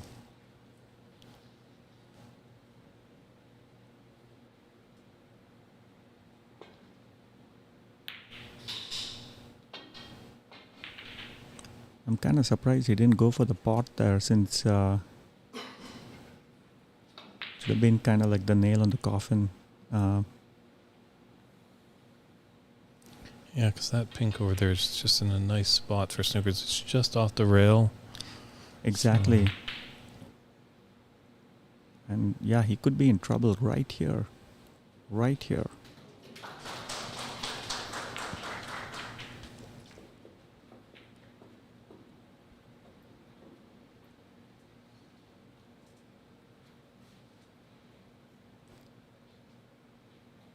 Sometimes one decision like that could really change the complexion of the match.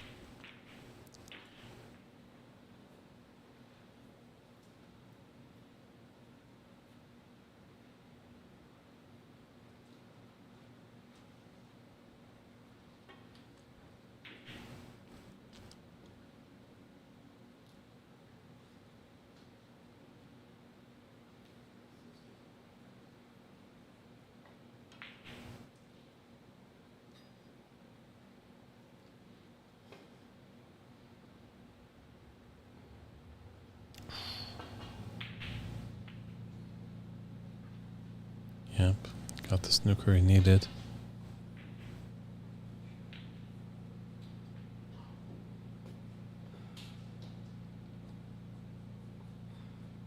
Now that pink is in a tough spot to pot. Exactly. I think it's going to be hard to get on the pink as well. I mean, he's going to have to play a deep screw from the side cushion to get on the pink, or maybe even of two cushions.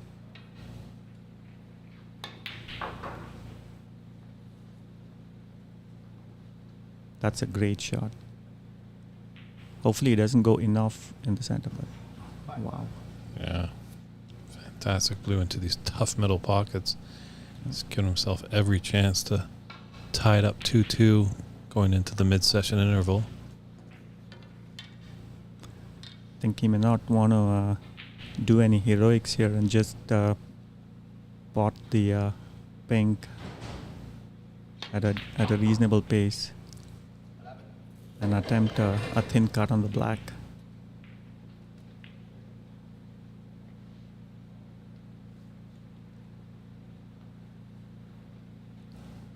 Lots of pressure on this shot. If he makes it, CC's going to have to live with this defeat for the next 5 minutes. Ray's probably not going to want the mid-session interval. Exactly. Wants to continue to play on. Here we go.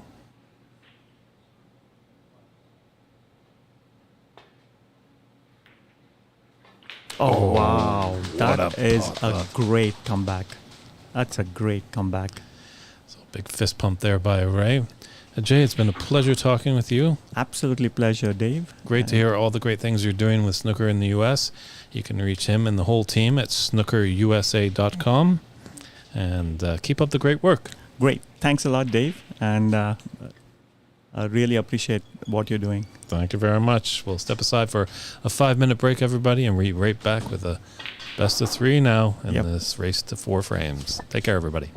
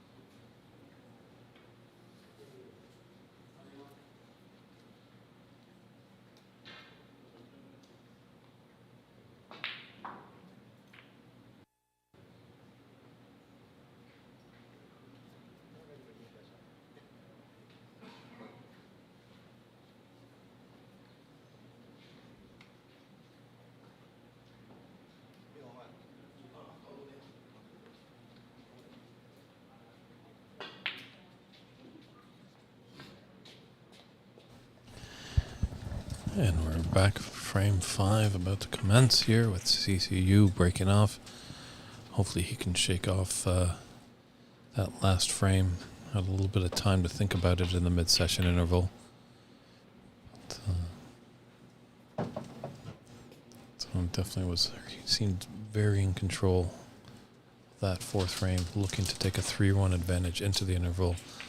But Ray's found some form, fought back hard. And now we're in a best of 3. The winner needs 2 more frames to the good. It's David Burney here, and I'm joined by Prathamesh Sawat.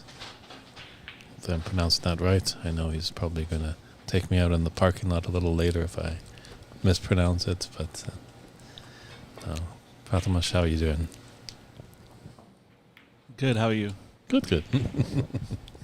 You're getting better at the pronunciation. Thank you. I'm doing my best. It's tough when you're thrown on the spot here, and I might put you on the spot and try and spell my last name Bernie. Let's see how you do with that. Burney? You looked at my business card, didn't you? I did not. I was hoping it's not something like NIE at the end. Neither am I.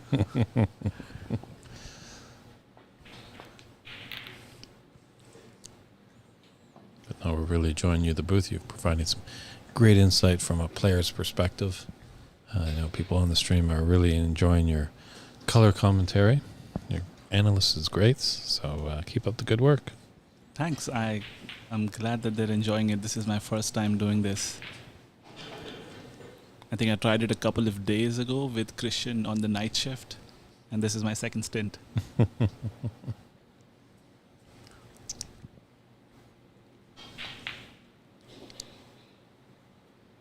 Looks like an interesting match now. It's poised to be really tough, and I think it might go down to the wire.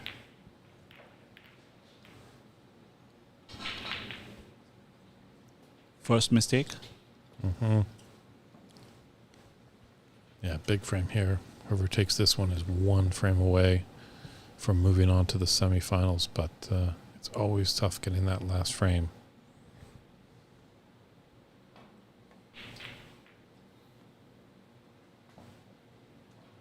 Nicely played with the cannon on the blue, but he's on the wrong side. He's going to have to come up with a shot here to get back to the reds. And this will tell us if he's playing conservative or going for it.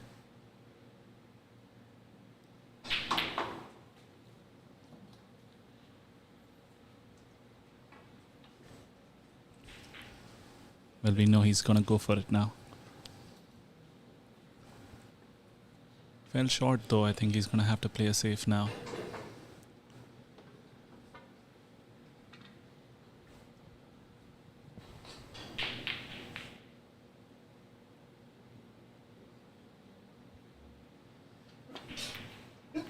So I didn't listen to the last bit of commentary. How was it with Ajay in the booth? I'm sure there was a lot of engagement. Yes, it was very good. We were watching the match a little bit, but it was good chatting with him. We were able to get the viewers informed of what the USSA is doing, how they're trying to promote the game, what you can do to get a club going in your neck of the woods. So I think people, hopefully, all you can in the stream can let us know. But I think it was a great job having him in the booth. Always good to talk to the president, gets his kind of feedback. He was really happy with his time in Seattle. He just lives down the way in San Jose.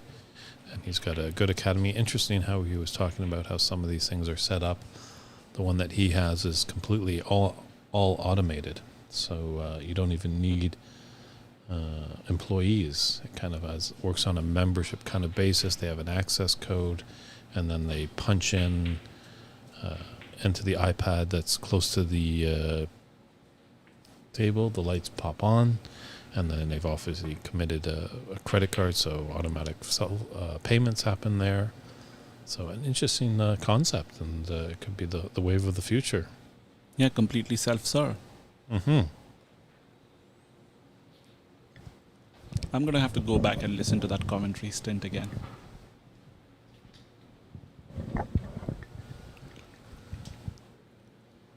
This is a good opportunity for CC. Right in amongst it. The black is only available to one pocket.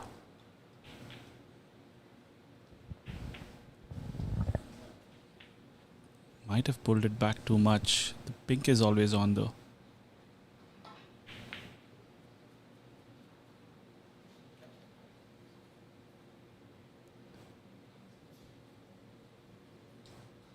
This is a surprising shot selection, to be honest.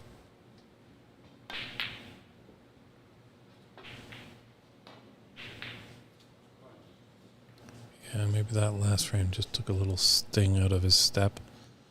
But CC's a great fighter. Just seen him a lot playing over the years. He's looked impressive as he did in the Seattle Open, not having a blemish. Didn't lose a frame, but up in the BC Open, came out strong to a 2-0 lead over Max Guan. Then unfortunately Max turned things around and won 3 on the trot. But CC hung in there, won the next, the fourth was a decider, and then it went all the way down to a pink ball. So yeah, and I think that's the right way to play. I think in the previous shot, the pink was on.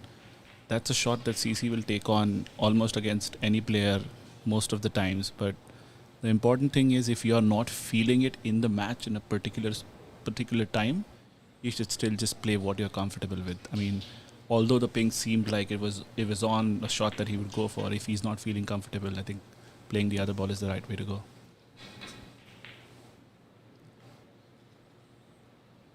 just a result, Dharma Namnani, I hope I'm pronouncing it right. Sorry, Dharma, it's the first time I've met you. He whitewashed his opponent 4-0, so he's moving on to the semifinals, and he's done it early so he can get a good night's sleep, some well rest. And Ramil and Steven are still doing battle. I think they're in, if I can take a look up at the screen, 2-1 for Ramil, and Arif is up 2-1 as well over Jackie. So those matches actually will be going to the mid-session interval pretty soon.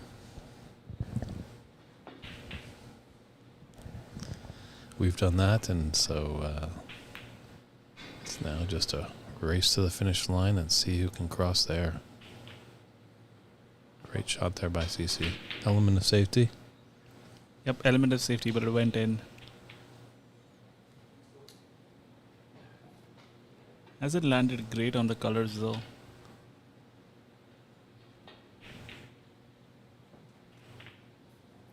Another shot where I think the way he plays this will tell us how good he's feeling about himself, if he's queuing well or not.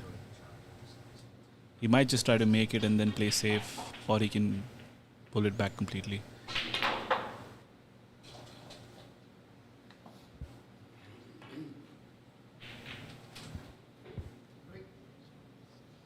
Yeah, that's the name of the game, yo. You can't really win this game when you're sitting in your chair, so CC just staying at the table, see what he can do. Yeah, and I think at this level, both of them, CC's been a runner-up, Raymond's won the finals.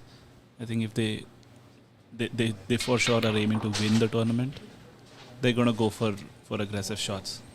Just like They that might one. play safeties a lot more in 1 or 2 frames, but that's not gonna get it done to win the tournament. True, that was a great rest shot there by CC. Two great players. This could even be a final on its own. For sure.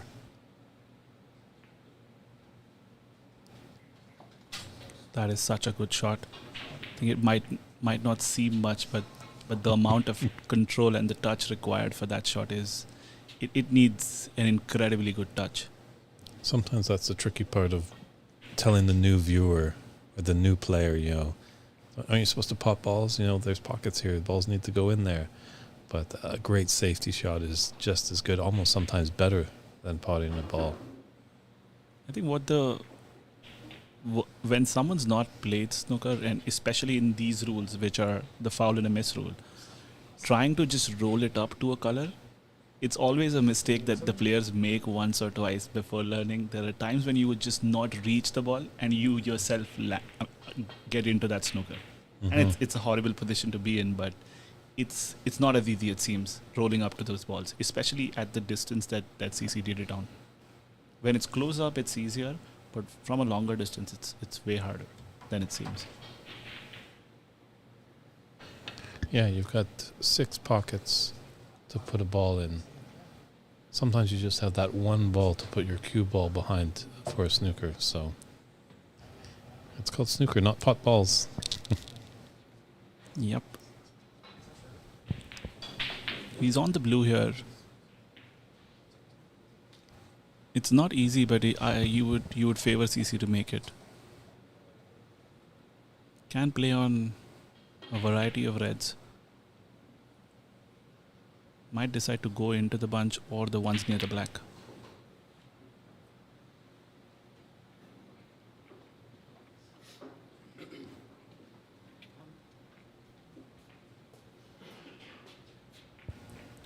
Another unsuccessful attempt in the center pocket.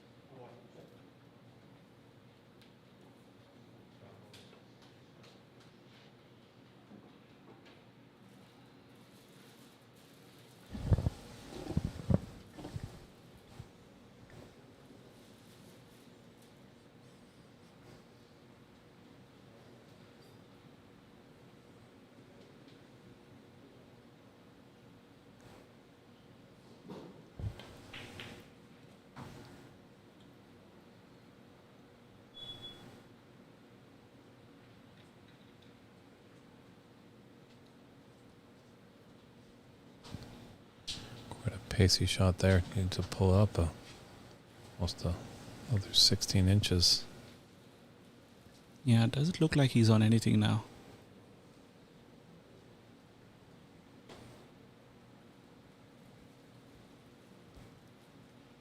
Does the pink go?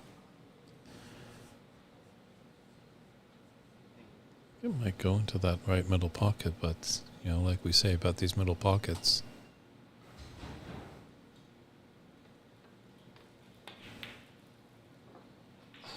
It does. Excellent shot by CC.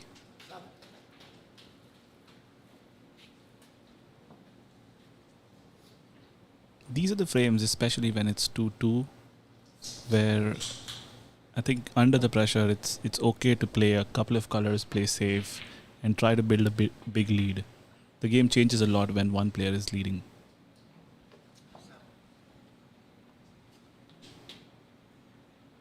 I think he might have got him here. yeah, tough to tell. Up the way Raymond's looking at it, I think he can make the red. Yeah, a little bit of distance there.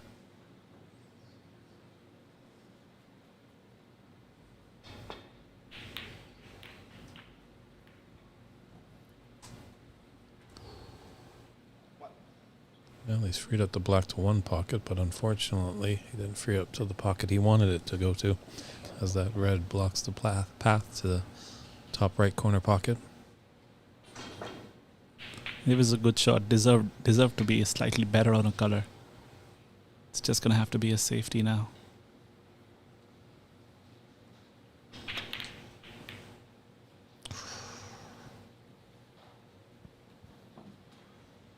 Interesting shot selection there.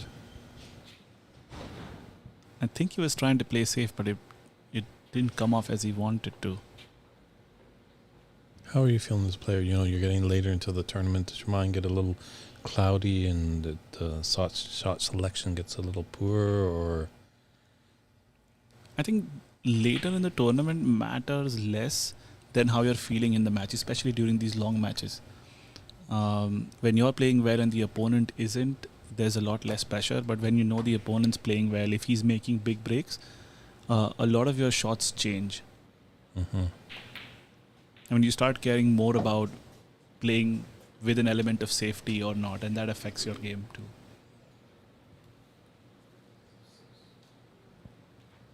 I think especially in something like a quarterfinal, that won't affect it as much. And you could see it, right? In the second frame, CC made that I think a 30 break or a 40 break, and it changed the way Raymond was playing. And it's been back and forth. 7.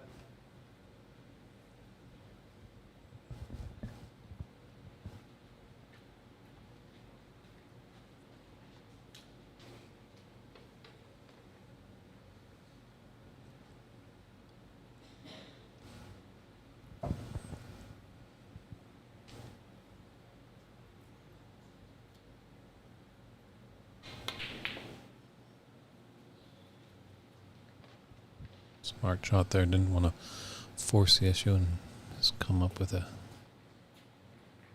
great snooker there. This one red by the left cushion just might be available to be hit.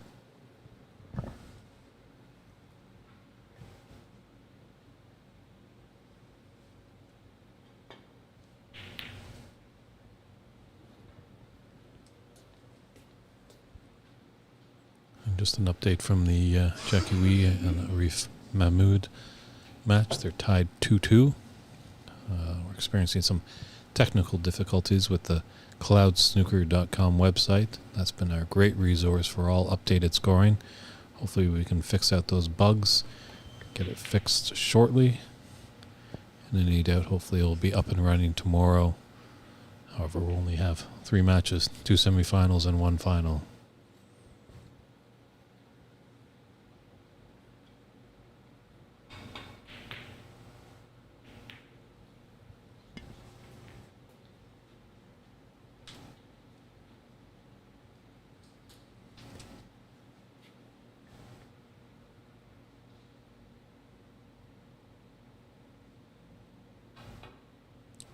CC going for the long red. Excellent shot.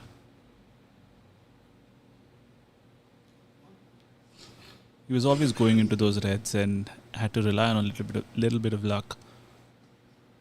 But he's landed okay on the brown. Surprised he didn't even look at the blue. Just really got down right for this brown. Yeah, that could be that he's either looked at it and then decided to go on the brown because the brown was easier. But a lot of the times what can happen is it's hard in the game to identify that the blue is not on the spot. You assume that the blue is on the spot and it's not the shot to play, but the blue is off it and was an easier shot. So could have been either. When the blue is close to the spot but still not on it, your mind kind of tells you it's in the spot. That's not a shot I can take on. So could have been either.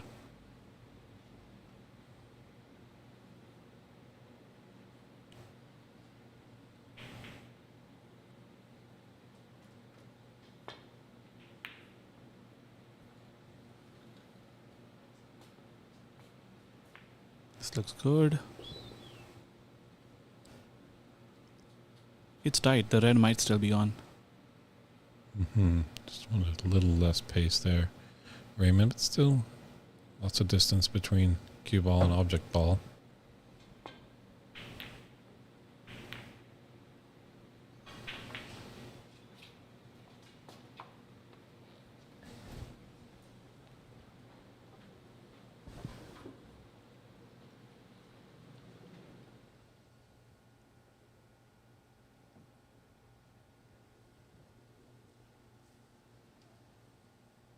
Looks like Raymond has this red to the bottom right. He has a choice of pink and blue from this one. He's going to play in between, probably pink to the top or blue to the center. And he's missed the red. You're cursing them again. Welcome to the club. Don't worry. I've done it numerous times. And this is an awful feeling. Don't worry. As players and as commentators, we have to have minds like goldfish. Forget that last call that you made. There's always another call on the horizon. I think he's missed a very important opportunity there. He's already trailing by 19 points. And looks like CC, I was going to say, should be able to take 3 reds, but he's going to have to come up with a shot here on the pink or the blue.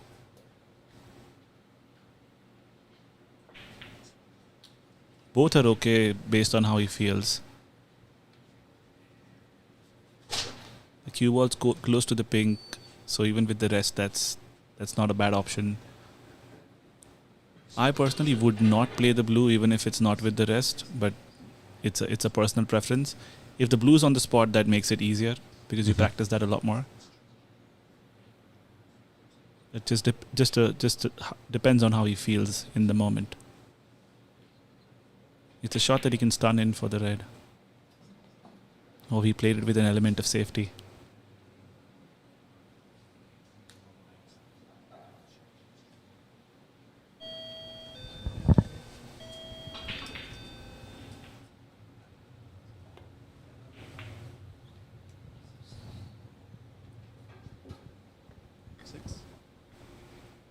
Yeah, as you said, they're not taking the big frame or the big breaks. They're just kind of little jabs here and there, and then electing to play safe. So, smart match play. It's a really good strategy by CC. I think this is two frames each in the quarterfinal. I think already 19 leading by 19. He's making sure that even if Raymond gets a chance, he's making him work for it and not giving him anything easy.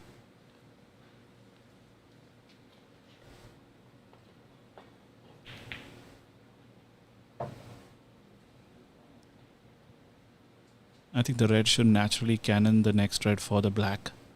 Unsure if he'll take it though. He might just play bottom and go into the block.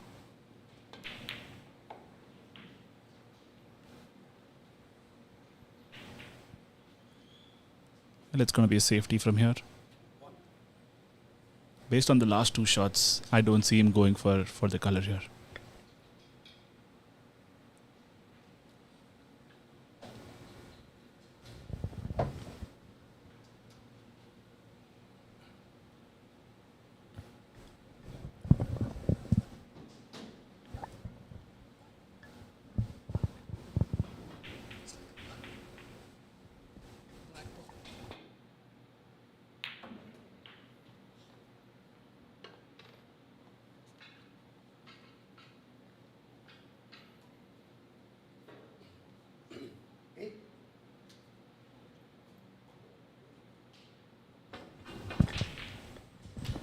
So nice black ball by CC. TK, I believe the sponsors, Empire Billiards, has helped out with this event. There's been some debate of how you pronounce Strachan. Some people say Strahan. So are you baiting me there to mispronounce another word? I'm not too sure. But they've helped out with the cloth. And I'll have to get in touch with Mike to find out as well who has helped us out. We've got a great team behind the scenes. Lots of guests that have come into the commentating booth. Christian doing some great technical directing. Jamie Miller's done a fantastic job running the tournament. I'm pretty sure USSA. Kind of remind myself how many S's are in that organization. They've helped out as well. But we're always looking for great sponsorship.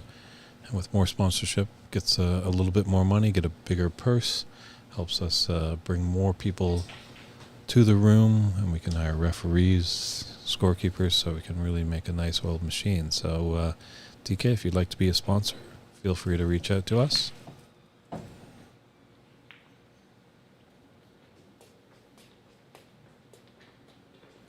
Nice swerve shot there. It was a mild swerve, but still a good one. And he's managed to keep both red balls safe.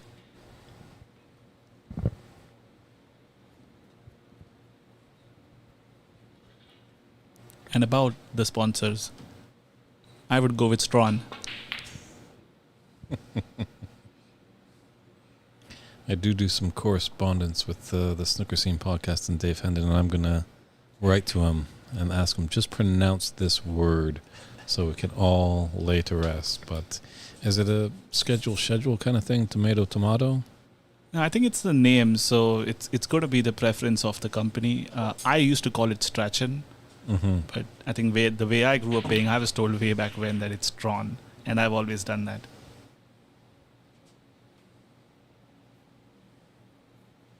But it's like a thing where everyone pronounces it as Strachan or Strachan until they're told that it's actually Strawn. Either way, it's beautiful cloth. Yep, the best.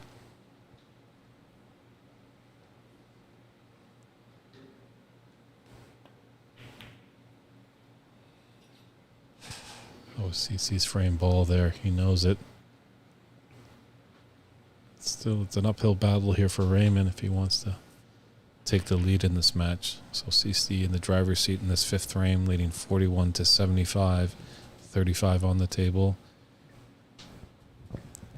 44 in it. Or 34. Looks like he has a slight angle. If he does, he can just go forward, but he elected to play safe.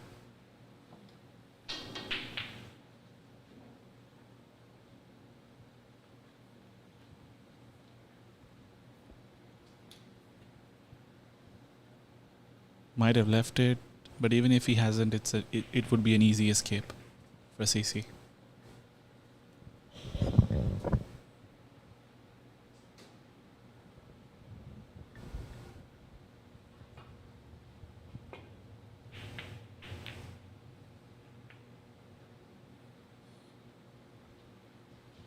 This is a great opportunity to get back into the game. The difference is 34 with 35 points on. Raymond has to get a black to be able to win it here. He can take the pink and still tie and force the respotted black.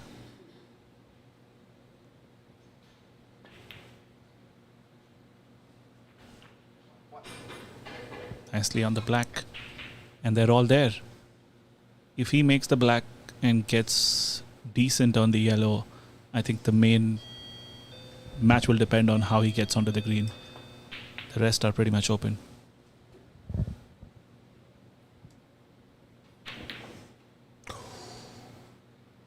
Ooh. That is a brutal miss. I think he thought about just hitting the black and giving up the frame there. Now we're in the snooker's required stage. Looks like CC has laid a great snooker there. Good shot by CC. Relentless pressure. And I think that might be a foul. Yeah, I think the blue was hit first.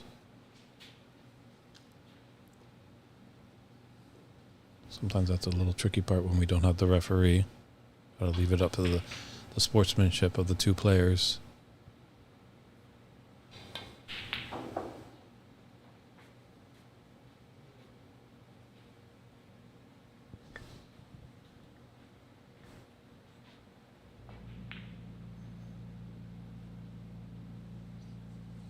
If the green goes, this is pretty much done. He still needs the brown to make it 4 snookers.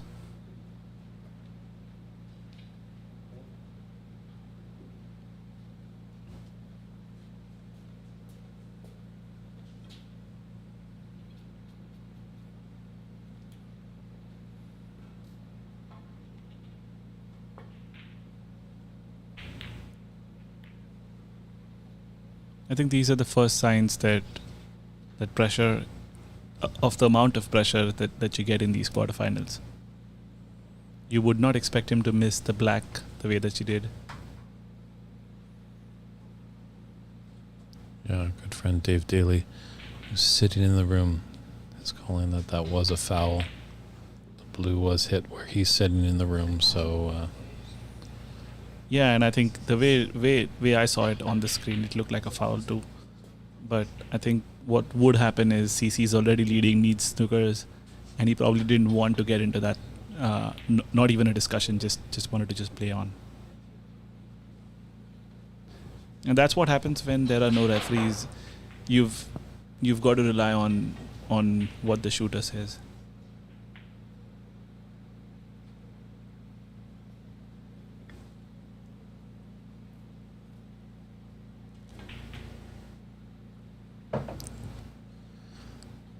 Oh, those side pockets.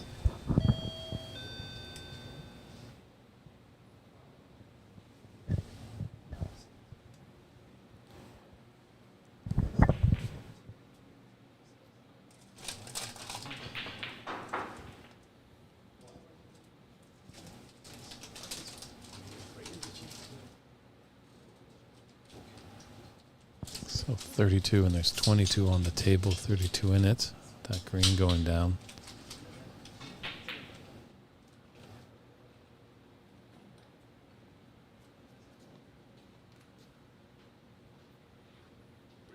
Oh, but he's left this brown off. It's a long pot. This should be end of frame.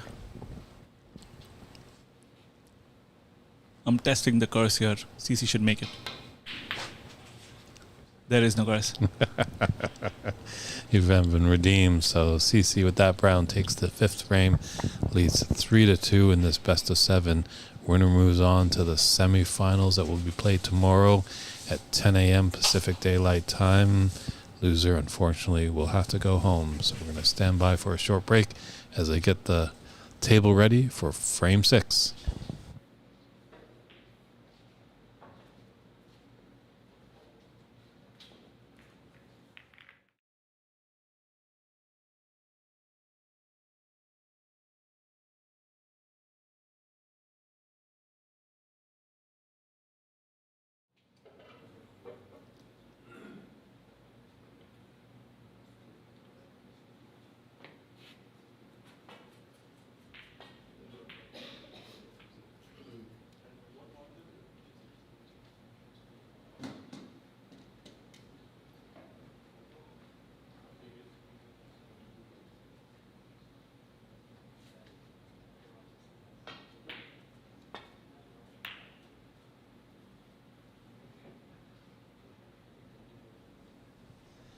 And we're back here with an important frame 6. Definitely in the eyes of Raymond Fong. He needs this frame to continue his chances to be crowned U.S. national champion. But CC wants to stamp his way into the semifinals sooner than later.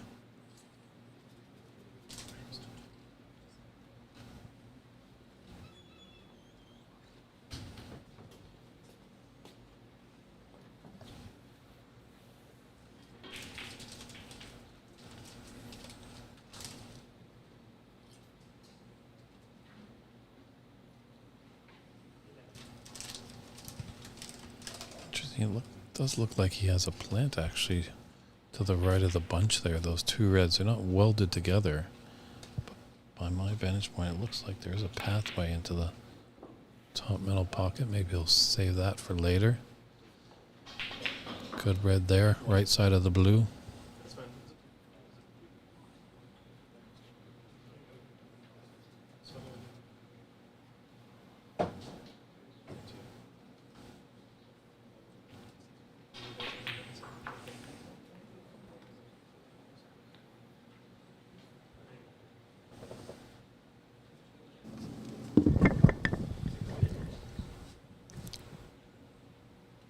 Prathamesh, how are you feeling here? So you're down 3-2. You're on the verge of being knocked out of the tournament. What's the game plan for Raymond here? I think it's one of two. If I get a good opportunity, I'm feeling good about queuing, I would still be aggressive. But there are times when you're just not queuing well. And at that time, what I think is just stay in the game. Stay in the game long enough to push a decider. And it could mean that this could be too specific, but there are times when I'm not feeling it, and I would just try to stay within 27 till the colors. As long as you're in the game, in the colors, I think once you get one opportunity, you can make it work. And the deciders are going to be a different game altogether. No matter how these players are feeling, if it goes to the decider, it's going to be a tight affair.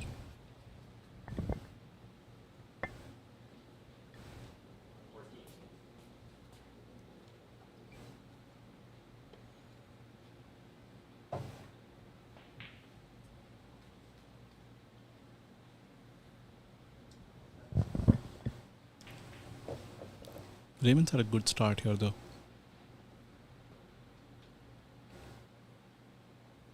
Do you think the black goes to the bottom right?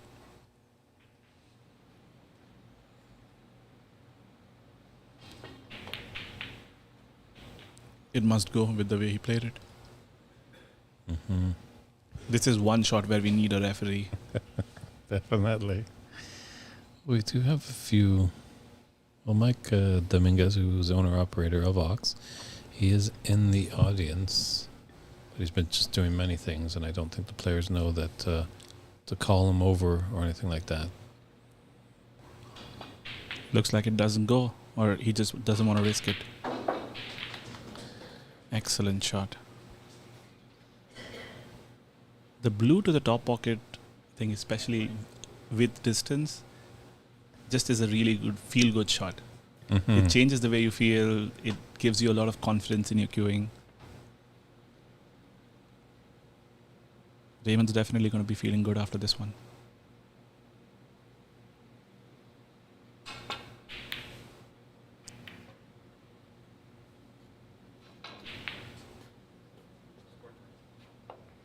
I don't know if that was much of a curse there. That was a tough long red there, so I think you're out of the water there. Yeah, that was a tough red, but I think what I meant with the blue is that's often a shot that changes the way your confidence goes in the match. It's you hit a good blue with distance, and I think you start feeling a lot better, especially in snooker.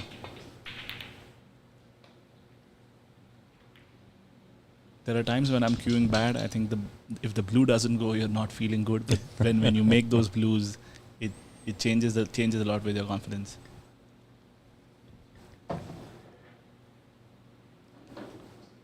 And it's a shot that even professionals don't make 10 on 10.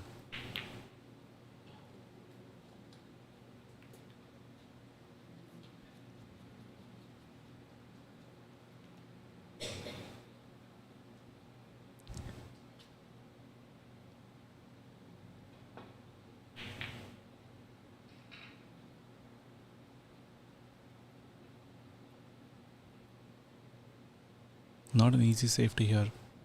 CC might be going aggressive.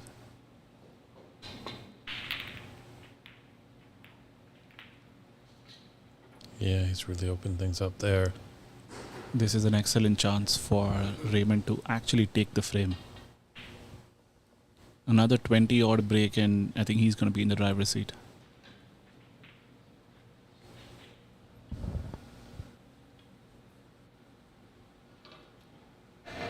He's going to try to get the black here.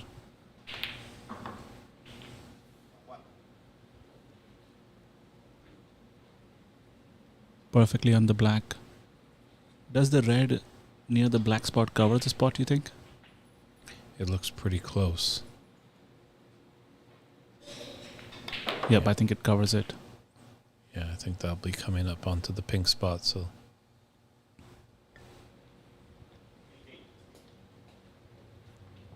I think he just needs to hold it together on this one. He's got everything in the open. Position on the colors is important. But in practice, he would definitely make 30 or 40 from here. So just needs to hold it together.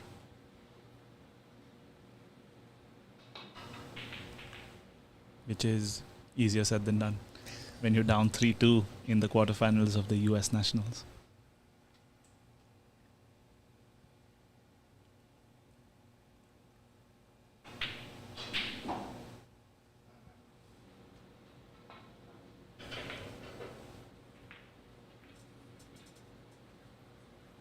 This is an almost automatic shot, pink off the spot, but you know what the story with the center pockets has been. Should try to stun it further to the center pocket again. Good shot there. Yes, it's Don't want to talk about those center pockets too much. Yeah, I think Raymond's changed the way. In the first frame, he was trying to just roll them in, but since then he's been trying to play them firm, aim the right side of the pocket, and just shoot it hard, which is probably a better way. You get more accuracy. Don't rely on the table or pocket speed. I think, in my opinion, that is the biggest difference when pool players transition to snooker. Mm-hmm. A lot of the pool players, when they transition to snooker, I've heard them saying, "Yes, these difficult shots, I try to play it slow so that the pocket will accept them." Whereas if you look at the professionals, they play a lot more stun in snooker than they would than the professionals would play in pool. It's generally played much harder. Most shots are played much harder than they would in pool because they want to go for accuracy at distance, and the nap also makes the difference. Mm-hmm.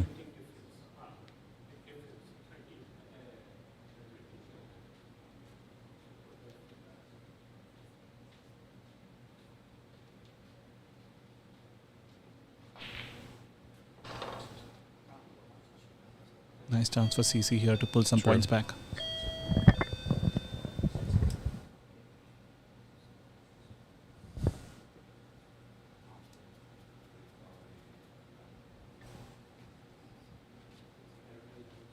Seems like maybe something's going on with the scoreboard. Yeah, the scoreboard There. is not what we're seeing on the screen. Our technical director is working hard to clear that up.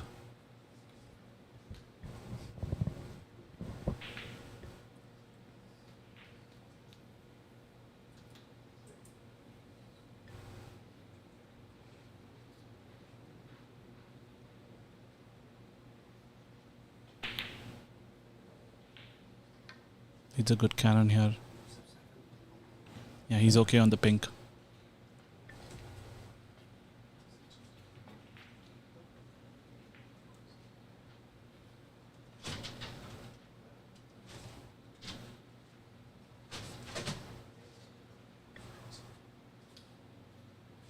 This break will test how CC is feeling.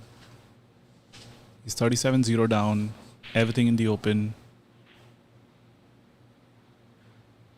And I think he pretty much has to go for it. Can't play with an element of safety here.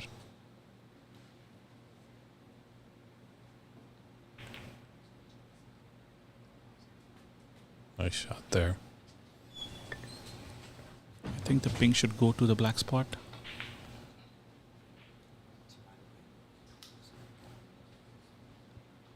I think Raymond's asking for help, rightfully so. It's just getting CC to take a look at it. I think it's just better to get a neutral person trying to place it, because when you try to place it, if it touches the black, then you really don't know what's going to happen. Or even get the ball marker to see if the pink can go in.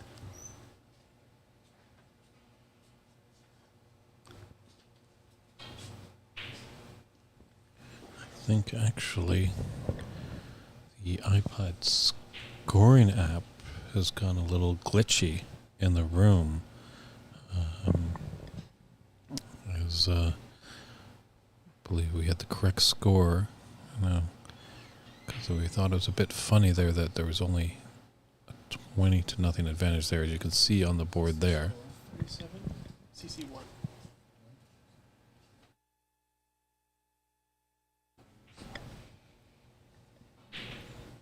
So technology can be great, but it also can be a cursing. Yeah, but the good thing is for our viewers that the score has been correct. Correct. So,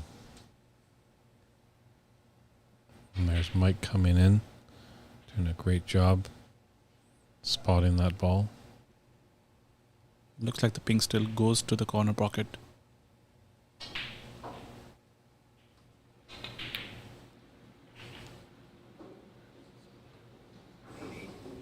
He could push the black out just a little bit to make sure both colors go after this. Mm-hmm. He'd ideally want to make the pink, get the black out, and then try to make the black off the next one so he has more options to finish this break off.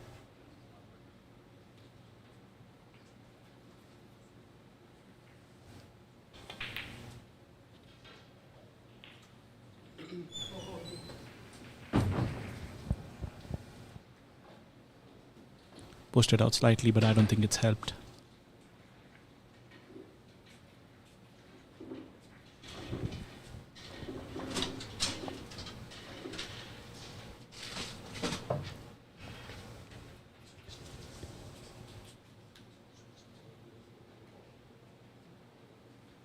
Yeah, I think this red is going to take him back up to the bulk side. Yes, that would be the right shot to play. Go near the blue maybe. Even if you don't get ideal position, you can always play safe.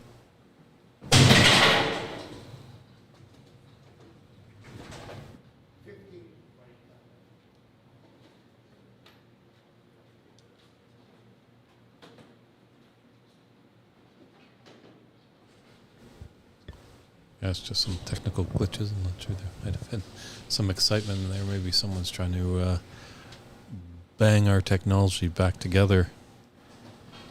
So now Mike Dominguez, our room owner, quick on his feet, coming to the rescue of all these tables that are having the little glitch with the iPads. And it's going to go back to the old-fashioned days. Analog. It's not a good day for technology. We're doing all right here in the booth. Yeah, we're doing all right, but I think the Cloud Snooker app failed first, and now this. Yeah, I'm not sure if this is the first time they've used this kind of software for this championship. Yes, technical director is saying yes, it is. So we see there's some hiccups that can happen. But fortunate for all you viewers at home, that is the correct score on the board.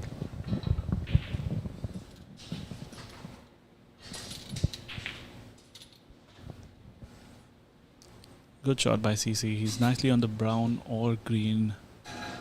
I think it's gonna be the brown, although he can prove me wrong again.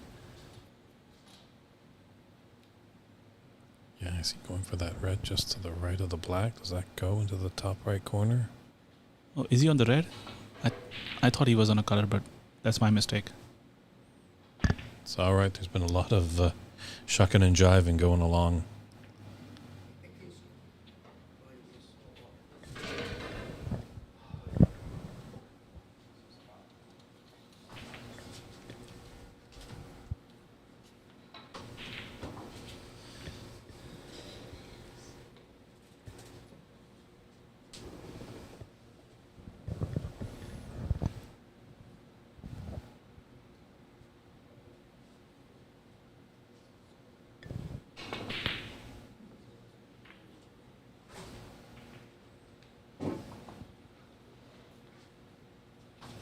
Nice safety here.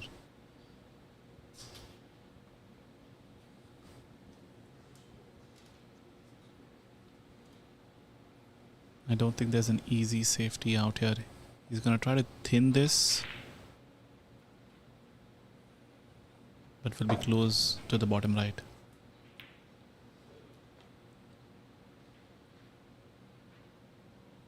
Oh, is this Needs a brown good gonna help roll. him?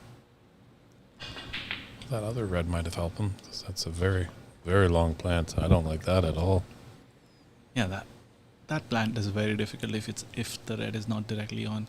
But he's got down really fast on this one, which tells me he could have the red near the pocket.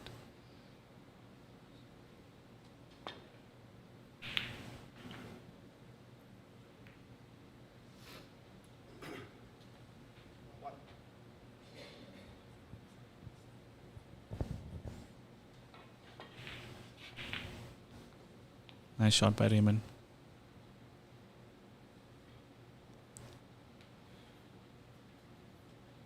I think he's just going to try to make the pink and take the difficult red.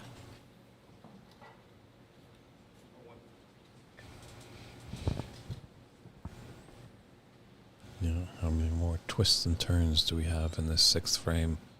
An important one for Raymond. He wants to push it to a decider. He has won this championship before. CC hasn't, and this would be a good win for him, because there's not really how the draw is right now. There's no easy opponent as we're getting into the latter stages of the tournament.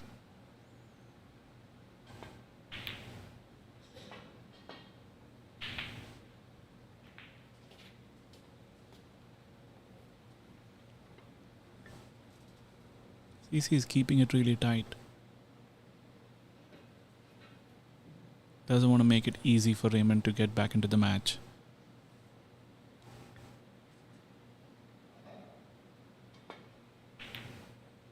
This looks close. It's there. Great shot to nothing there. I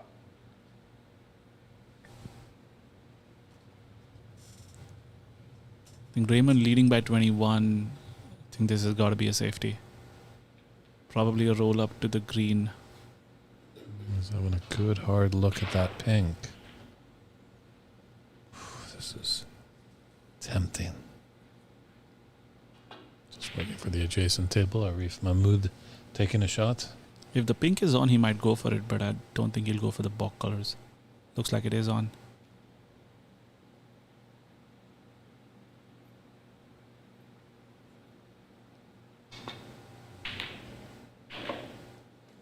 Close to the side pocket. Making use of those tough side pockets to kick the white out. I think this is the first time I said side pockets. Converted to pool again.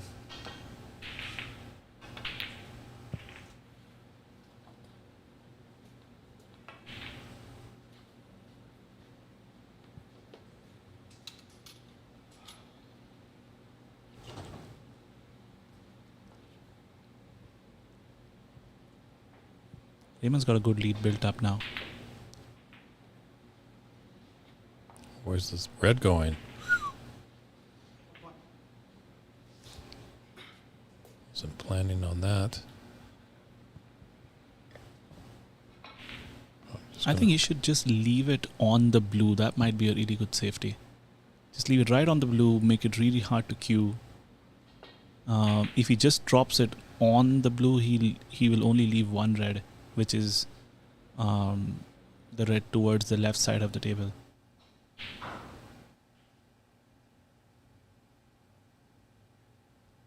Looks like that's what it's going for.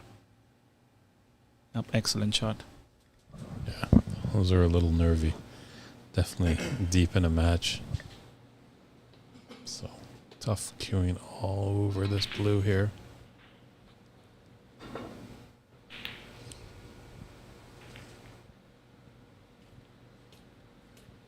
Well, Raymond had to able to hit it cleanly. Unfortunately, he's left a red on to the top right corner pocket. Let's see what CC can do.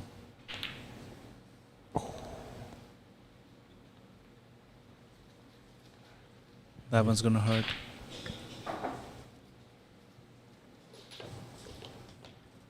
Did not expect CC to miss that one. But on the positive side, he's not left anything. So he's still gonna get more chances.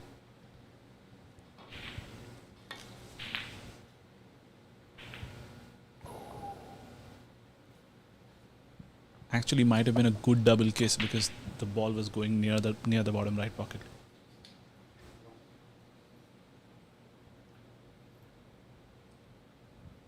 He's quite proficient in these doubles. But just gonna make sure everything is safe. Acknowledged by a tap on the table by Raymond.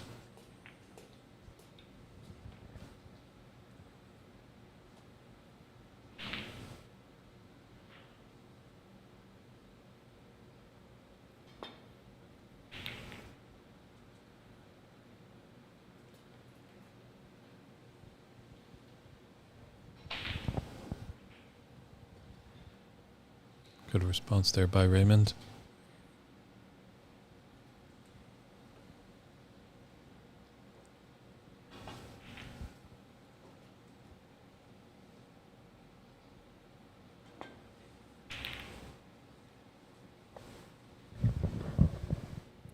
This looks nice for CC.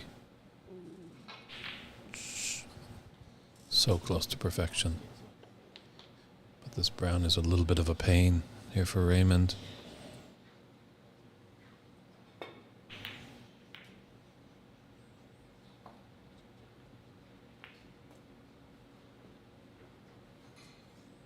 Slowly they're knocking balls safe.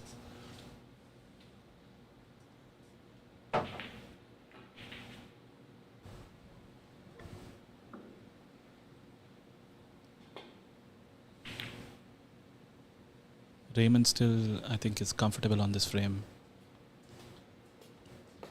True, 26 in it and 51 on.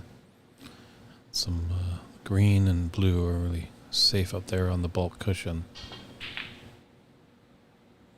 Agreed, Darren on the stream, that brown is a big target to get behind.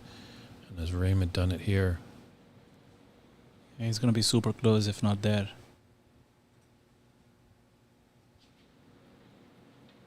Yep, I think he's got him. He might have a swerve shot, but he's going to be flirting with the pink.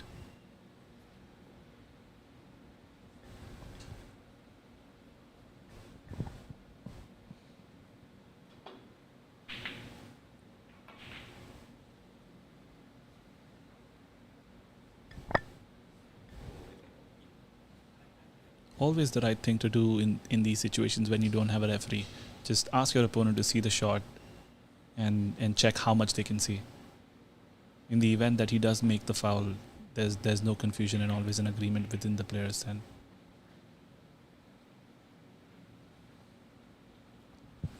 This should be the match here.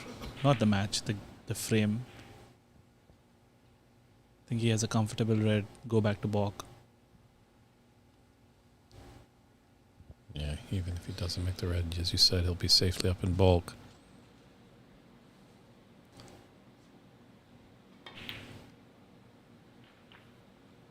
Gotta be a safety off the last color here.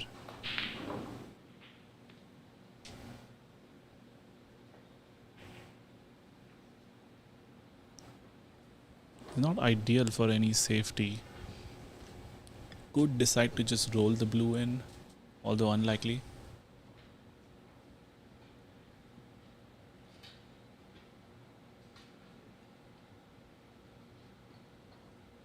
I think he's going to roll up to the yellow.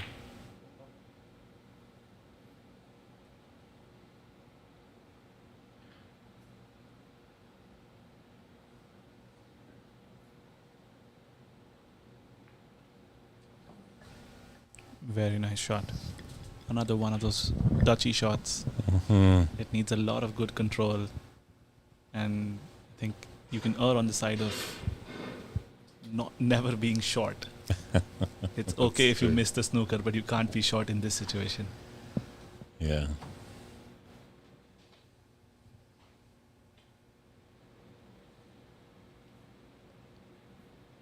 Oh, that's a big miss.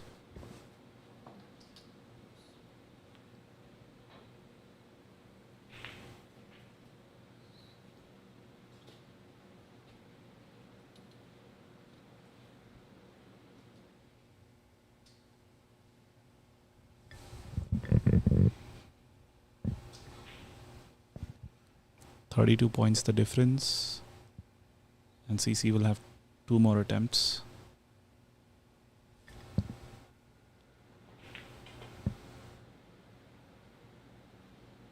Oh, CC seems like he's just misjudged this one twice. Yeah, usually one attempt you're off and you make the right adjustments, but even on that second attempt, it's uncharacteristically off for CC.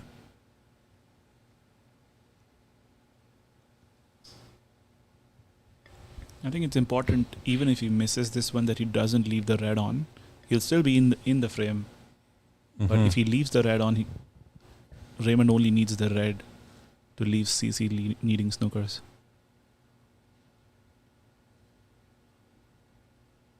He's going a different route here.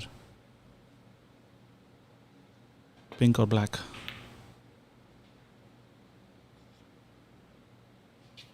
He hit it perfectly. I think he didn't go this route because it had a danger of hitting the pink or the black. Mm-hmm. But He had a lot of precision on this one. Raymond definitely in the driver's seat. Only needs the red. If this one goes to the center, I think he should be able to make this.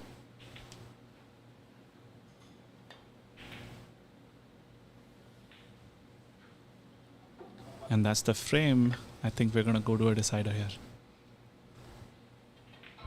I think this black will assure it just how the table is looking. I think CC will just lick his wounds and push us into a gripping decider in this quarterfinal match. Nice shot.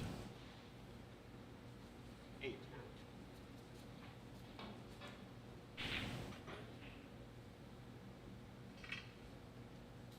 think you can just roll this to the pocket. Play the safety.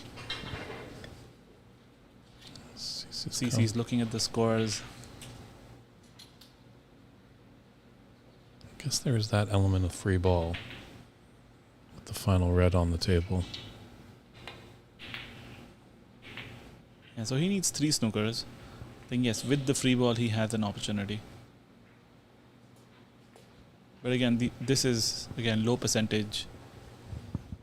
It's going to be rare that CC gets back into this frame. But I think in snooker you always try when you have 3 or less snookers. Above 3 is a little ambitious, especially at this level.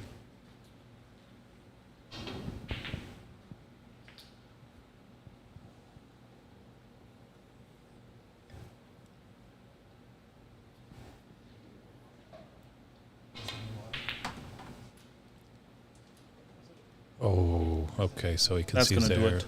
Yeah, there was a big target area obviously there with the green and brown, but CC concedes that frame and it's going to push us to a decider, so don't touch that dial, don't touch that stream button.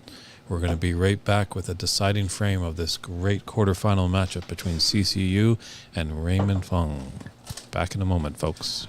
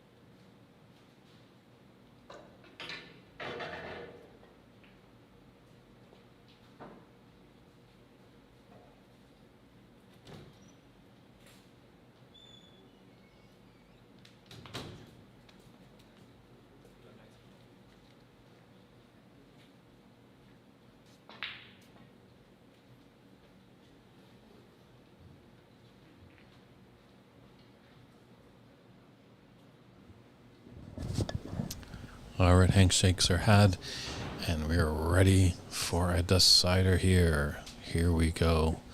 I think just any player here is just looking for a potential chance.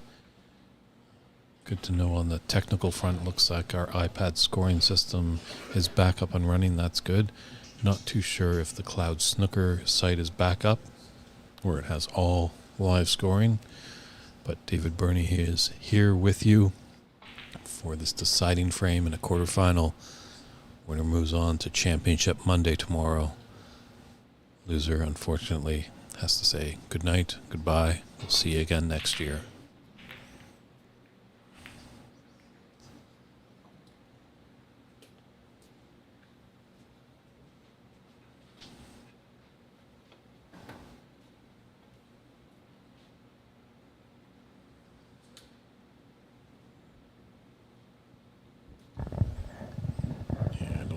See the fluency that we saw in frame 1 and 2.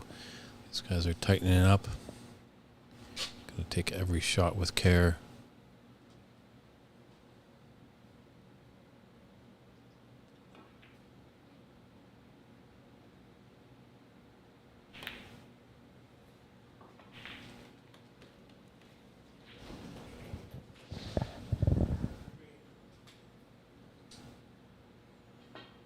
Hey Graham, thanks for tuning in.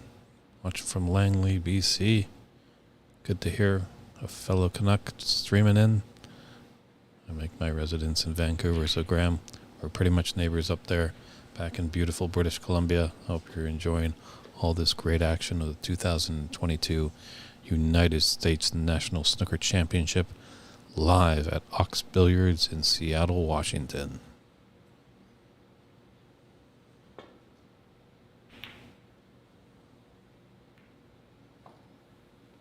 Ooh.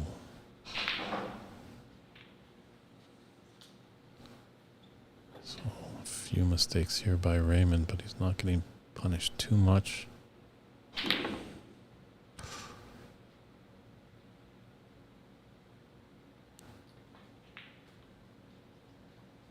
That might be a touching ball there. No, it looks like there's a little bit of a gap, obviously with no referee. This is an interesting cue.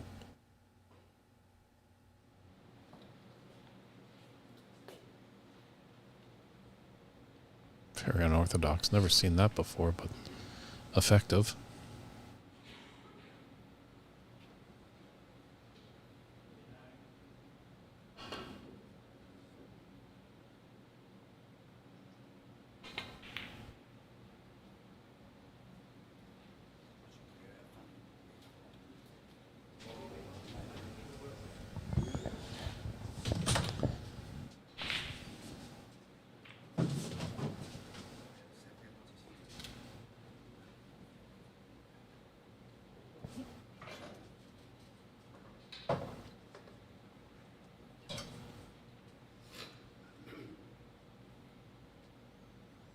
Be able to just clip out this red at the bottom of the bunch.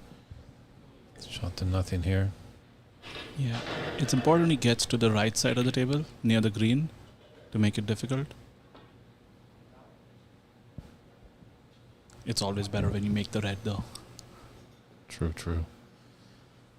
Good morning to our good friend Snooker 155, all the way out there in Deutschland, Germany. You tuned at the right time. As you can see, the scoreline 3-3. It's a decider in this quarterfinal match between CCU and Raymond Fong.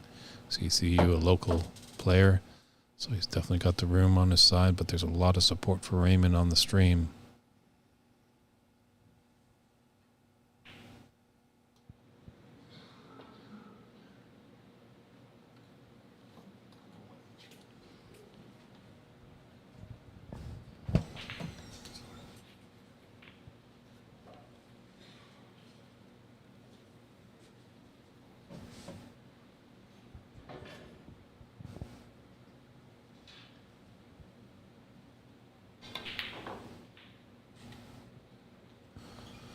Very nice shot into that side pocket. Does he come up enough? I think he's coming up enough for the blue. Just enough, I think, on the right side of the blue, too. He should be fine. And I think he's just sizing it up for that red just to the right of the black. It will be interesting to see how he plays the blue, though. Does he want to take that sort of an angle where he opens the black, or the other side where he comes back for the blue? Looks like it's the former. Yeah, at first glance, looks like that angle. You are correct there, Prathmich.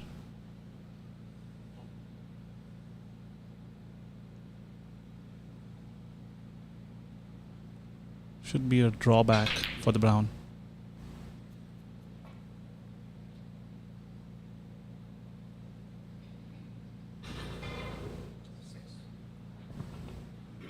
I think that red does go by the green into the green pocket. Yep, confirmed by Raymond. No pressure on this red. I think the only one he can leave is the same one. He's probably going to play for the blue or the brown.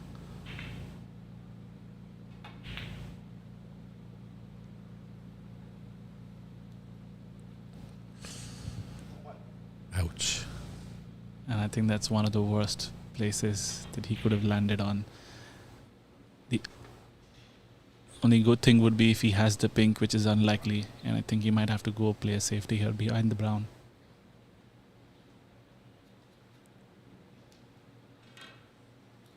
Oh, this is what we spoke of. The nerves, the edginess of a decider can force you to do uncharacteristic things. I think it's important in these shots. There's most of the times you employ a different kind of a technique. When you're rolling it up to the color or any ball, basically, the norm is to shorten your bridge hand to make that easier. Make it extremely compact, keep it very short. But in the pressure of a decider, I think it can get very difficult. I think the good thing was that he did not lay a snooker on himself.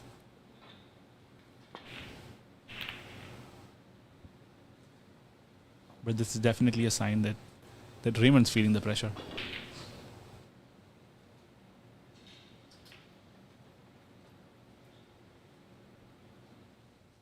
True, you can just notice a little bit of extra perspiration on both players, sweating it out. It's rather comfortable here in Ox Billiards, but the pressure of this decider getting to both players.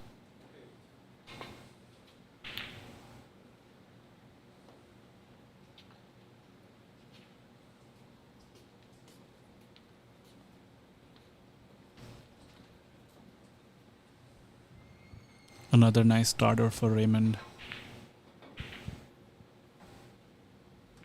Position on the next color is important.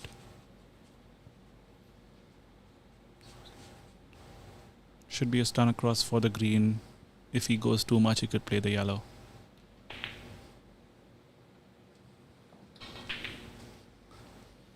Pressure of a decider.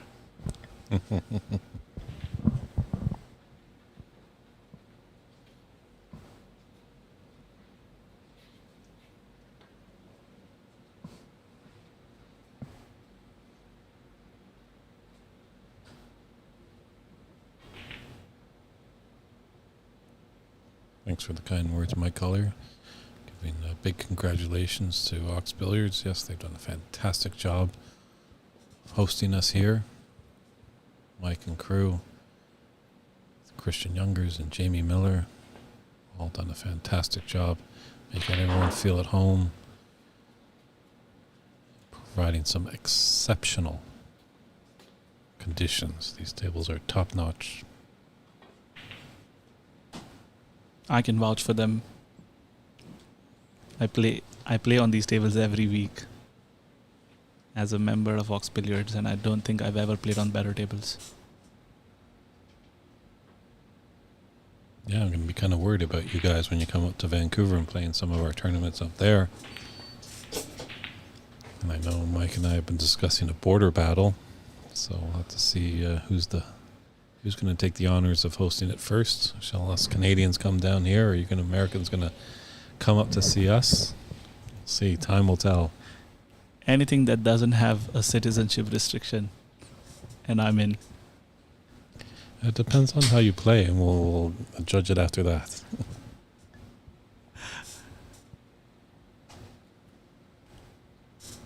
But I don't make any breaks over 8. Only one color at a time. All right, you and I can't play because my high run is -12.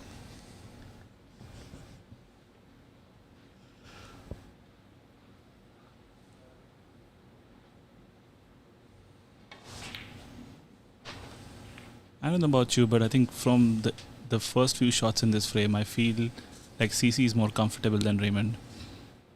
It's still going to be tough because I think the colors are not in a good spot. But if there is an opportunity, I think CC is more likely to take it, just from the way the demeanor is, the way the shots are being played. Raymond looks to be feeling more under pressure to me.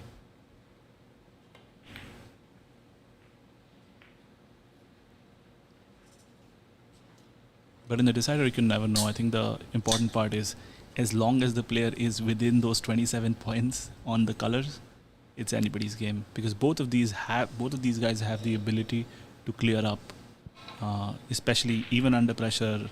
If they get a chance on the yellow, they can clear up the colors for sure. And I think that's what you're waiting for. I know that a lot of time on the pro circuit, when it hits a decider, one player's just looking for a chance, and they can easily rack up a frame-winning clearance of 70 points just like that. But more in the amateur game, you're quite correct that they'll tiptoe back and forth, and as long as we get down to the colors and get a chance there, that's really when you can shine.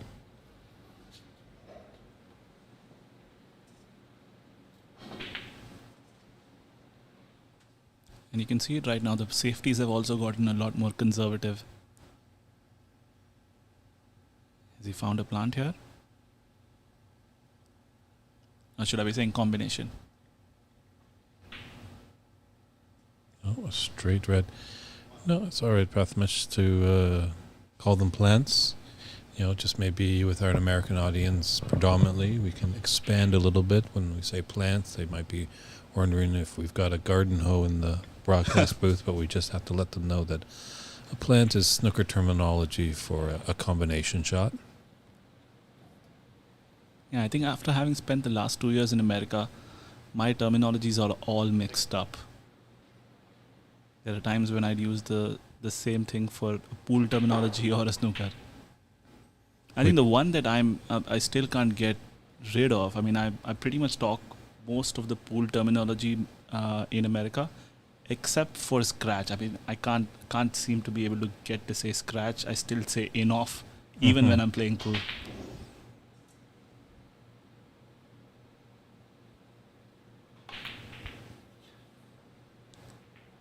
That was a bad miss.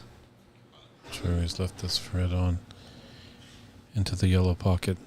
Well, just wait till you come to Canada and you'll hear some funny terms. Tell me one of those funny terms. Is there a Canadian specific term? No, not really. I think most of the time we kind of mix back and forth. I know at times we're trying to attract new people into the game of snooker, and they do, like the Americans, have more aware of pool. So we have to kind of do that learning curve of, I'll be saying that's a nice double, and people will be wondering what's going on. And of course, we know that as a bank shot, obviously in pool. So I don't think there's any cliche or one-off Canadian terminologies in the game of snooker. Okay, so it's still more the snooker versus the pool terms. Yeah. Like if we go over to the UK and we talk about a bank shot, they'll probably go, we know where these guys are from.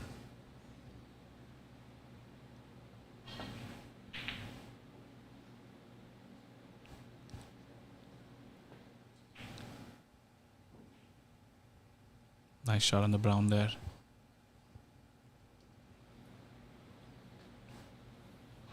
I think he's landed well on the red too. Nothing easy in this break until he gets top table. So this is going to be a stop shot for the green. He could take it back a little bit and try to play the brown too.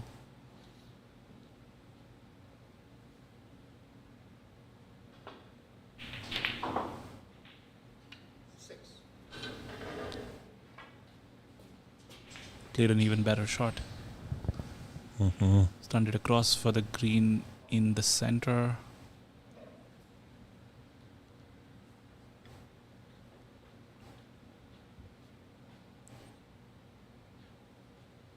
The natural angle is going to take him towards the bunch. So probably a follow shot. But I can't figure out if there's any red that goes. No, just had an eye at those two reds nestled together down by the pink, and the plant isn't there. Maybe if he comes far enough, maybe that red by the yellow pocket. I think he's done the right thing though. Just making the 3 points is important. I think any lead he racks up, it's going to just build more pressure on Raymond being the decider.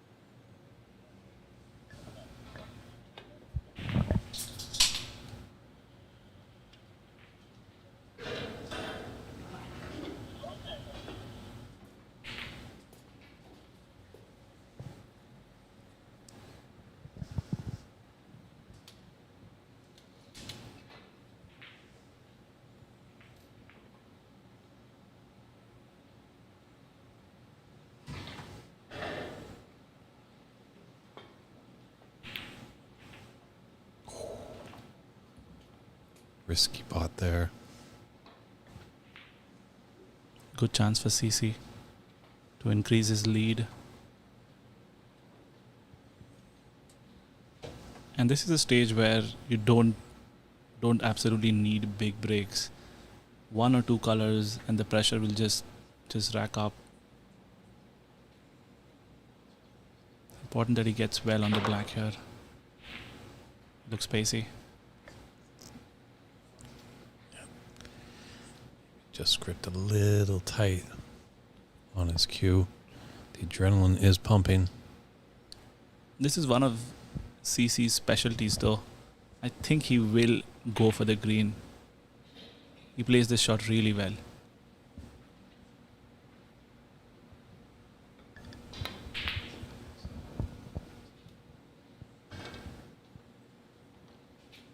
I am surprised. I mean, I'm surprised he played it this way. Most of the times he plays this really well with follow, getting back to top table near the black. Mm-hmm. But I think because of the decider, he decided to go a little conservative.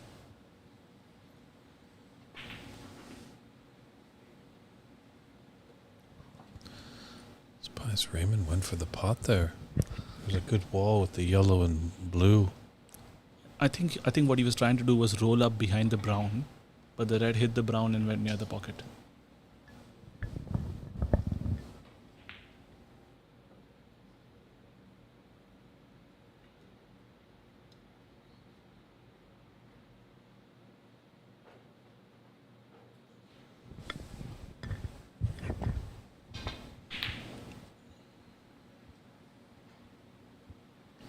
Both players are really going for it here.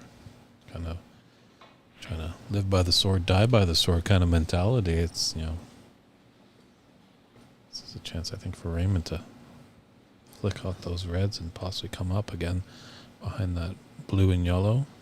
Yeah, I think don't think he's playing that shot though. I'm surprised. Or maybe he might be doing the same thing, 2 cushion. And it's not worked out. I think you had the right shot there, flicking thin off the 2 reds on the right side of the pink. It was a safer option. Hold on, let me just get my wallet out. I gotta give you some money for that wonderful compliment. Thank you very much, sir.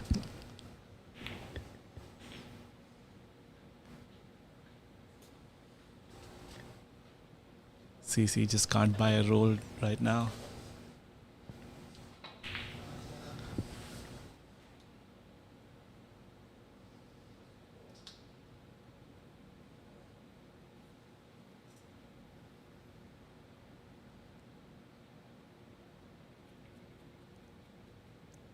This is a crucial shot.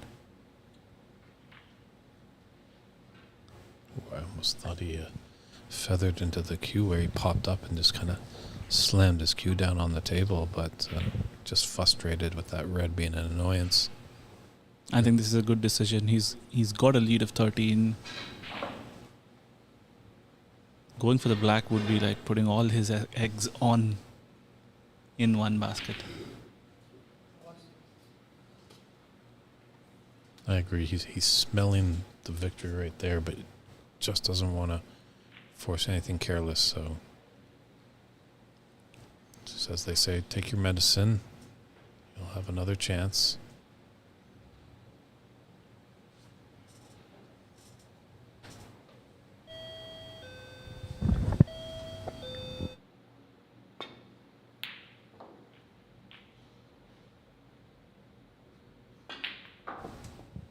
Excellent shot by Raymond.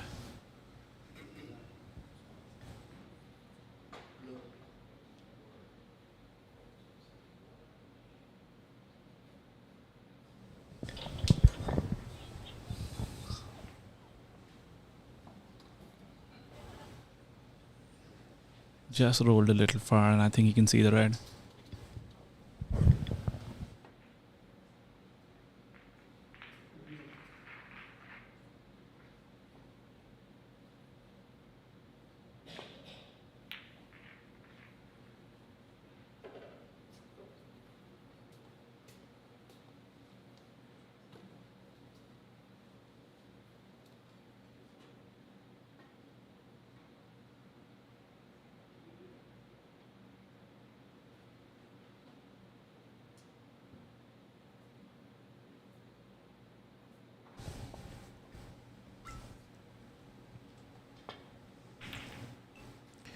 I see Manhattan, you tuned in at a great time. This is a nail-biting decider in a quarterfinal match between CCU and Raymond Fung. This is where we stop tonight. The semis will be tomorrow at 10 a.m. Pacific Daylight Time, followed by at 3 p.m. Pacific Daylight Time will be the finals. Semis are a best of 7, and the finals will be a best of 9. CC almost got a roll there.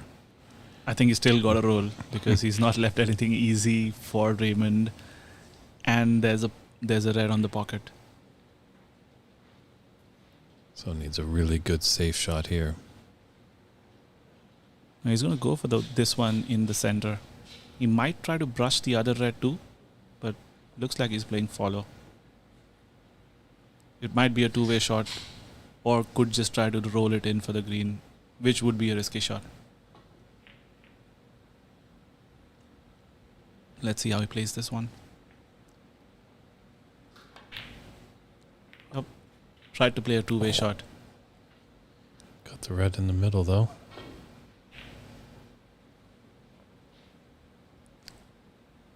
That's a good result for Raymond. I think now he can play safe, now that he's not on one. But before this, he was going to leave the red on had he not got it.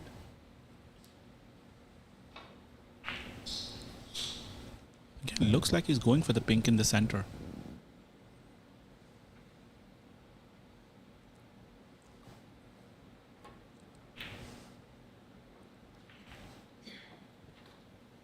Nice shot on the pink, and he's got a really unlucky cannon on the yellow. I think anywhere else on the table he'd be a favorite to make the red, but with the brown hampering the queuing, it's going to be a more difficult red. The good part is he can play it slow to just help it in. He'll still be on the green. This is more than 12 feet across the table.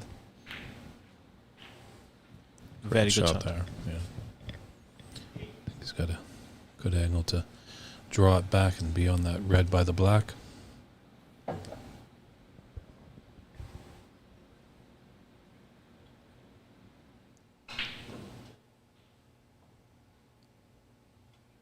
Raymond's played a couple of really good shots under pressure. The first red to the center, the second red, extremely difficult. Now he's in a good position. Getting to the next red is not going to be easy. He might decide to cannon it here, but I think he's made the right choice. So from here, it's a safety all day, every day. If he's feeling good about it, if there's any space between the brown and the cushion, I don't think there is.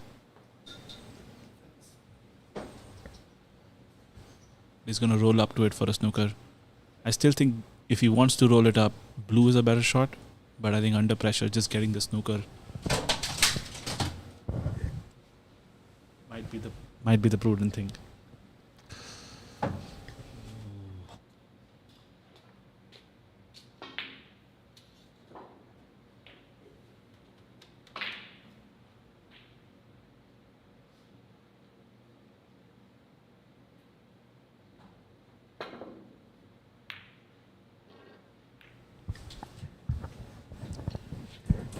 Yeah, Raymond was just a little pacey on that roll up to the brown, but Looks like it's got the reward though. He's got the red now.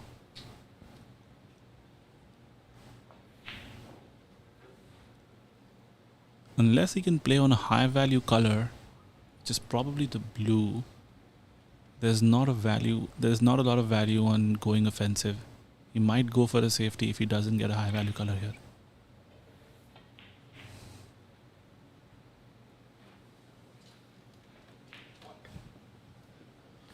Wow. well, you Safety called is it. not easy. Now we're down to the colors. There's 1 point in it, 27 on the table. How's your nerves, everybody? I think not playing the brown might be better, but he could roll the brown and then play safe on the yellow. That's what he's done.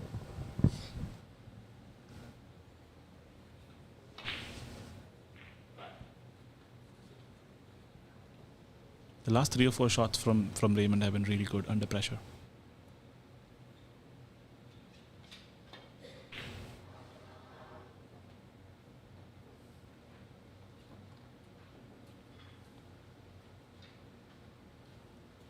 Not the best of safeties, but he's got a decent cue ball.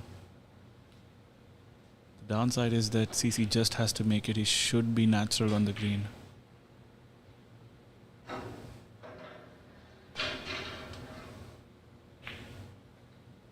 Decided to play safe, and he's definitely short on the safety.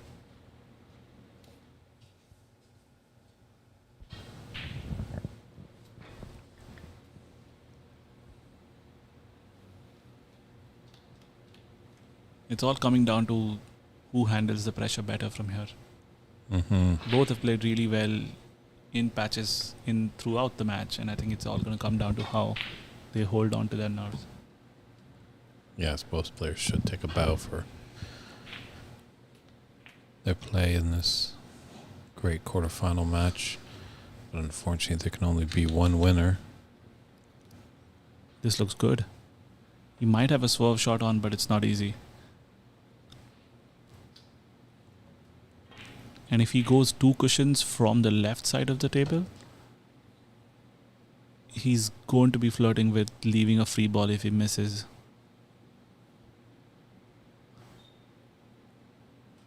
He might decide to play it slow just to avoid the free ball.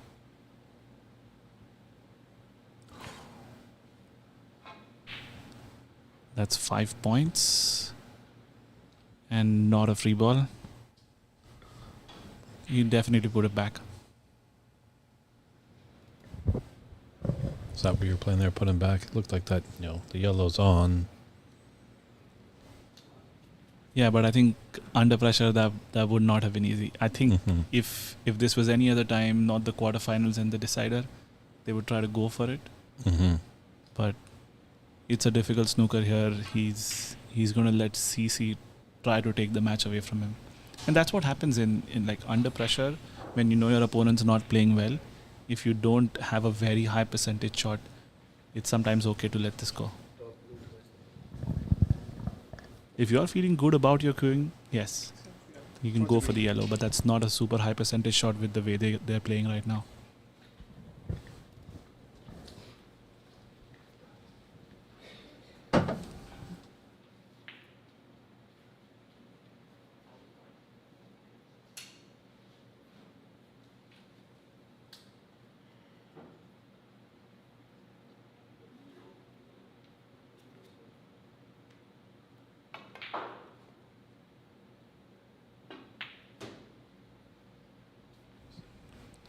This time it's likely going to be a free ball.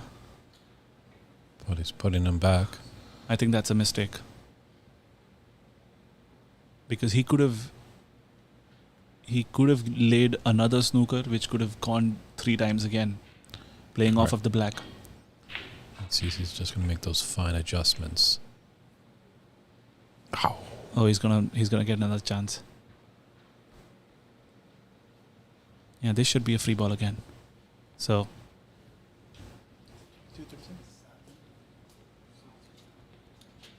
the lead is 15. Yeah. 37-22. But is there another twist in this final frame? Is this a free ball or not called yet? Or not a free ball?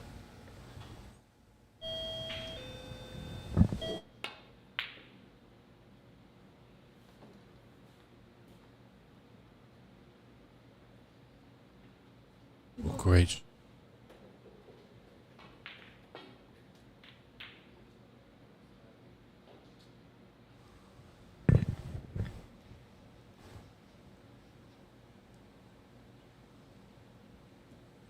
CC's in a tough spot here. Yeah, it was a great shot there by Raymond. Tough to judge this the right amount of siding.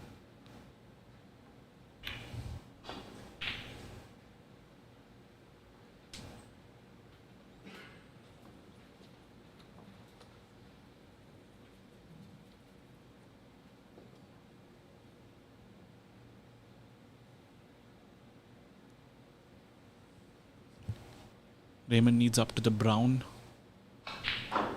to leave CC needing snookers. And that is an excellent shot. This could be the match. Can't see the angle on the green.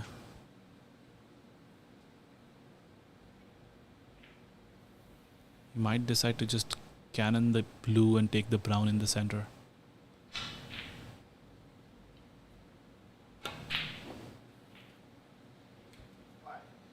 Take the opposite center. Yeah, big shot here.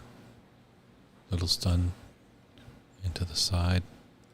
He'll be on to the blue if it drops. Frame and match ball. Oh, The center pockets again. yes. 22 in it, 22 on the table. Big breaths needed by all.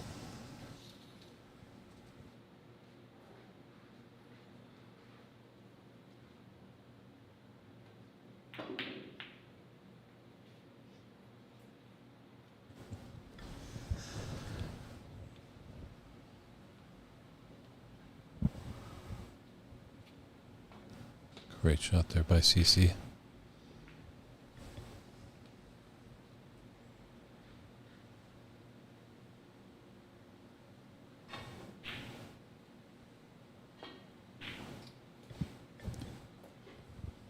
Really good escape here by Raymond.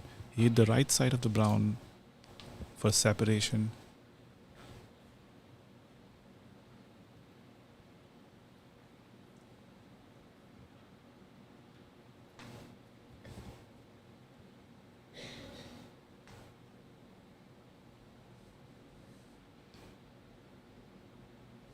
It's still only a question of the brown ball.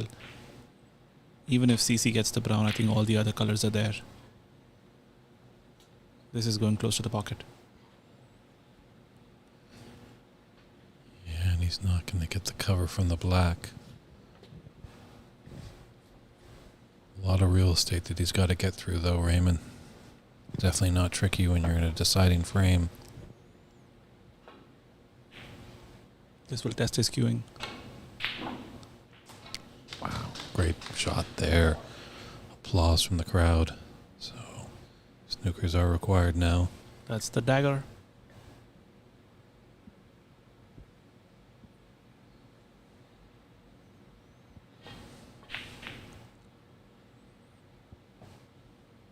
Using all his experience here.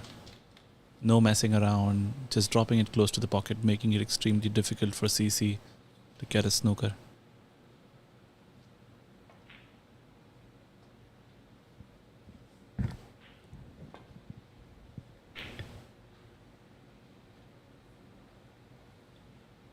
Good shot there by CC. Just sometimes some patience, wait for your opportunity.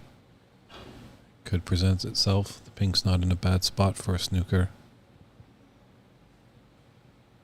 It might be worth just... This is 24, right? Might be just worth potting the blue and then taking a snooker on the pink. He'll only need one to tie instead of the two he needs right now.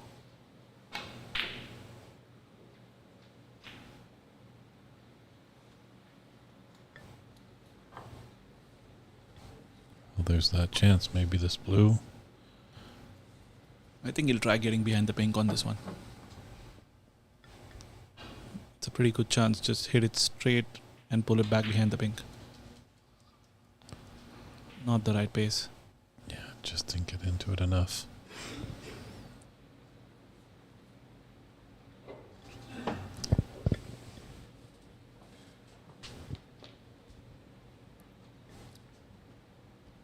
This is one of those situations, if he gets a good snooker where the object ball, which is the blue, is close to the pink or the black, then he has a good chance of getting a 6 or a 7 point snooker. But I would not expect it to go CC's way. It's two snookers at this level. It would be pretty rare or not as probable for CC to get back. Yes, just with Raymond's ability, when you need to, you almost have to lay 4 or 5. Exactly.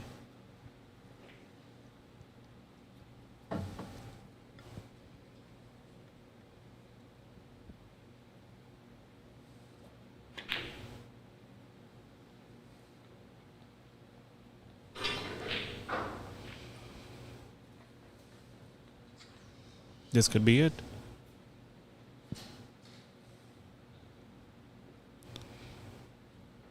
Raymond will probably slow roll this just to avoid flirting with the center pocket.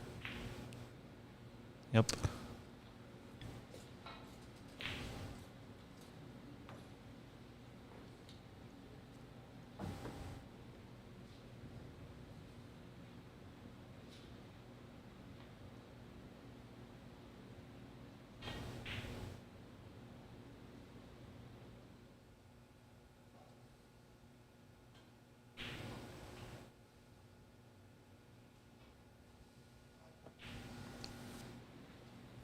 Yeah, I think this is a good decision by CC.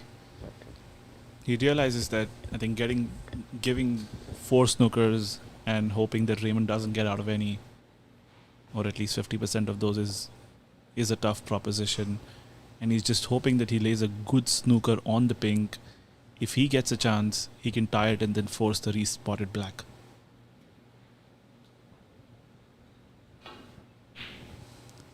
He's got a good option here to thin it off and get behind the black, but the pink goes near the pocket. So he's got to be very precise with this one. He could hit it thicker and get the pink away from the pocket a little bit, but he's going to leave something to Raymond if he doesn't get the snooker. This looks good. Gotta go.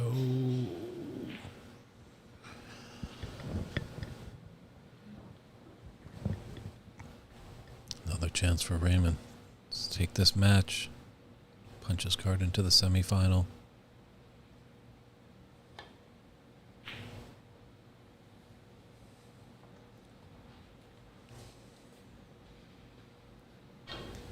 Tension here on Sunday night here at Ox.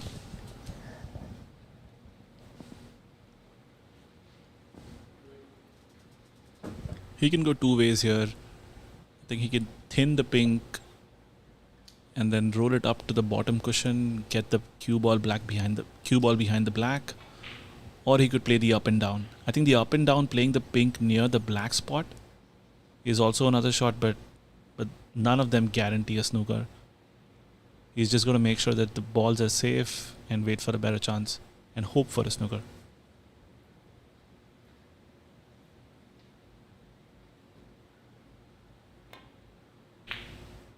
He's gone for the up and down, but that's not even close to the black spot.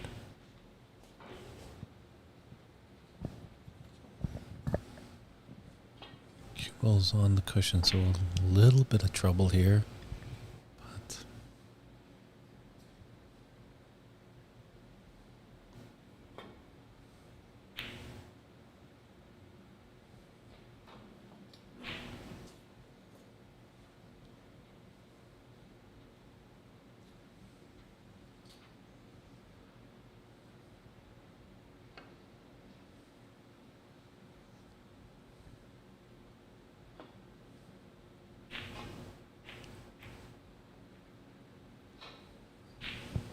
Had the right idea there, but he hit it too thin.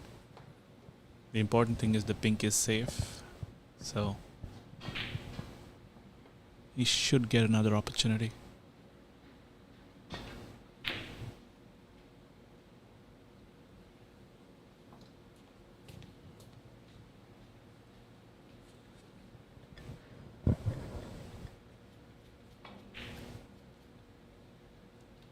I think he shouldn't play an up and down here and leave the pink near the balk.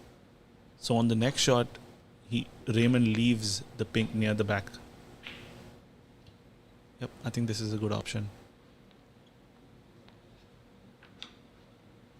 Pretty close to a snooker. Just didn't get there.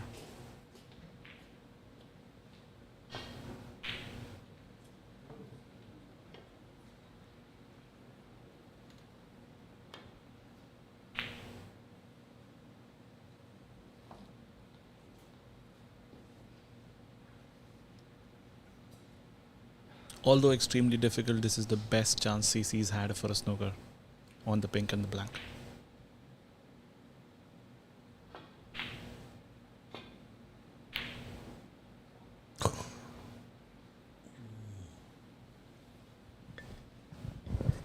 just didn't want to hit that horn.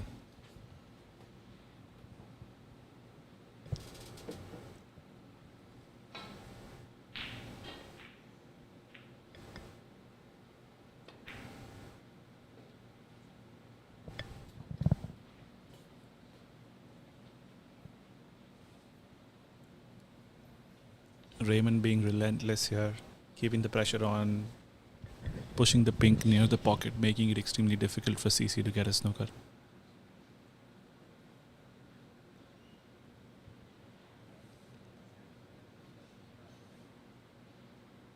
There is a shot here where he could just play the pink, play off the face of the pink, two cushion near the black, but it's very risky because the pink will go near the yellow pocket.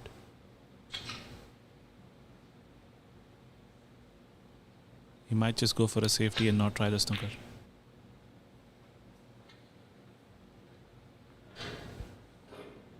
That's got to run. Still. This could be the match. Long pot here. Keep your nerves at bay. I think Raymond's a favorite to make this one. There it is. Frozen solid. What an epic match there. And it's just the quarterfinals.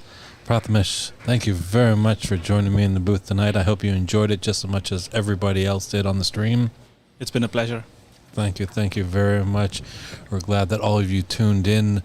Tune in tomorrow, Championship Monday, here at the United States National Snooker Championship of 2022. Tomorrow we will see the elusive Tom Collins Trophy. It's David Burney saying goodnight from Ox Billiards in Seattle, Washington. Take care, everybody, and we'll see you tomorrow.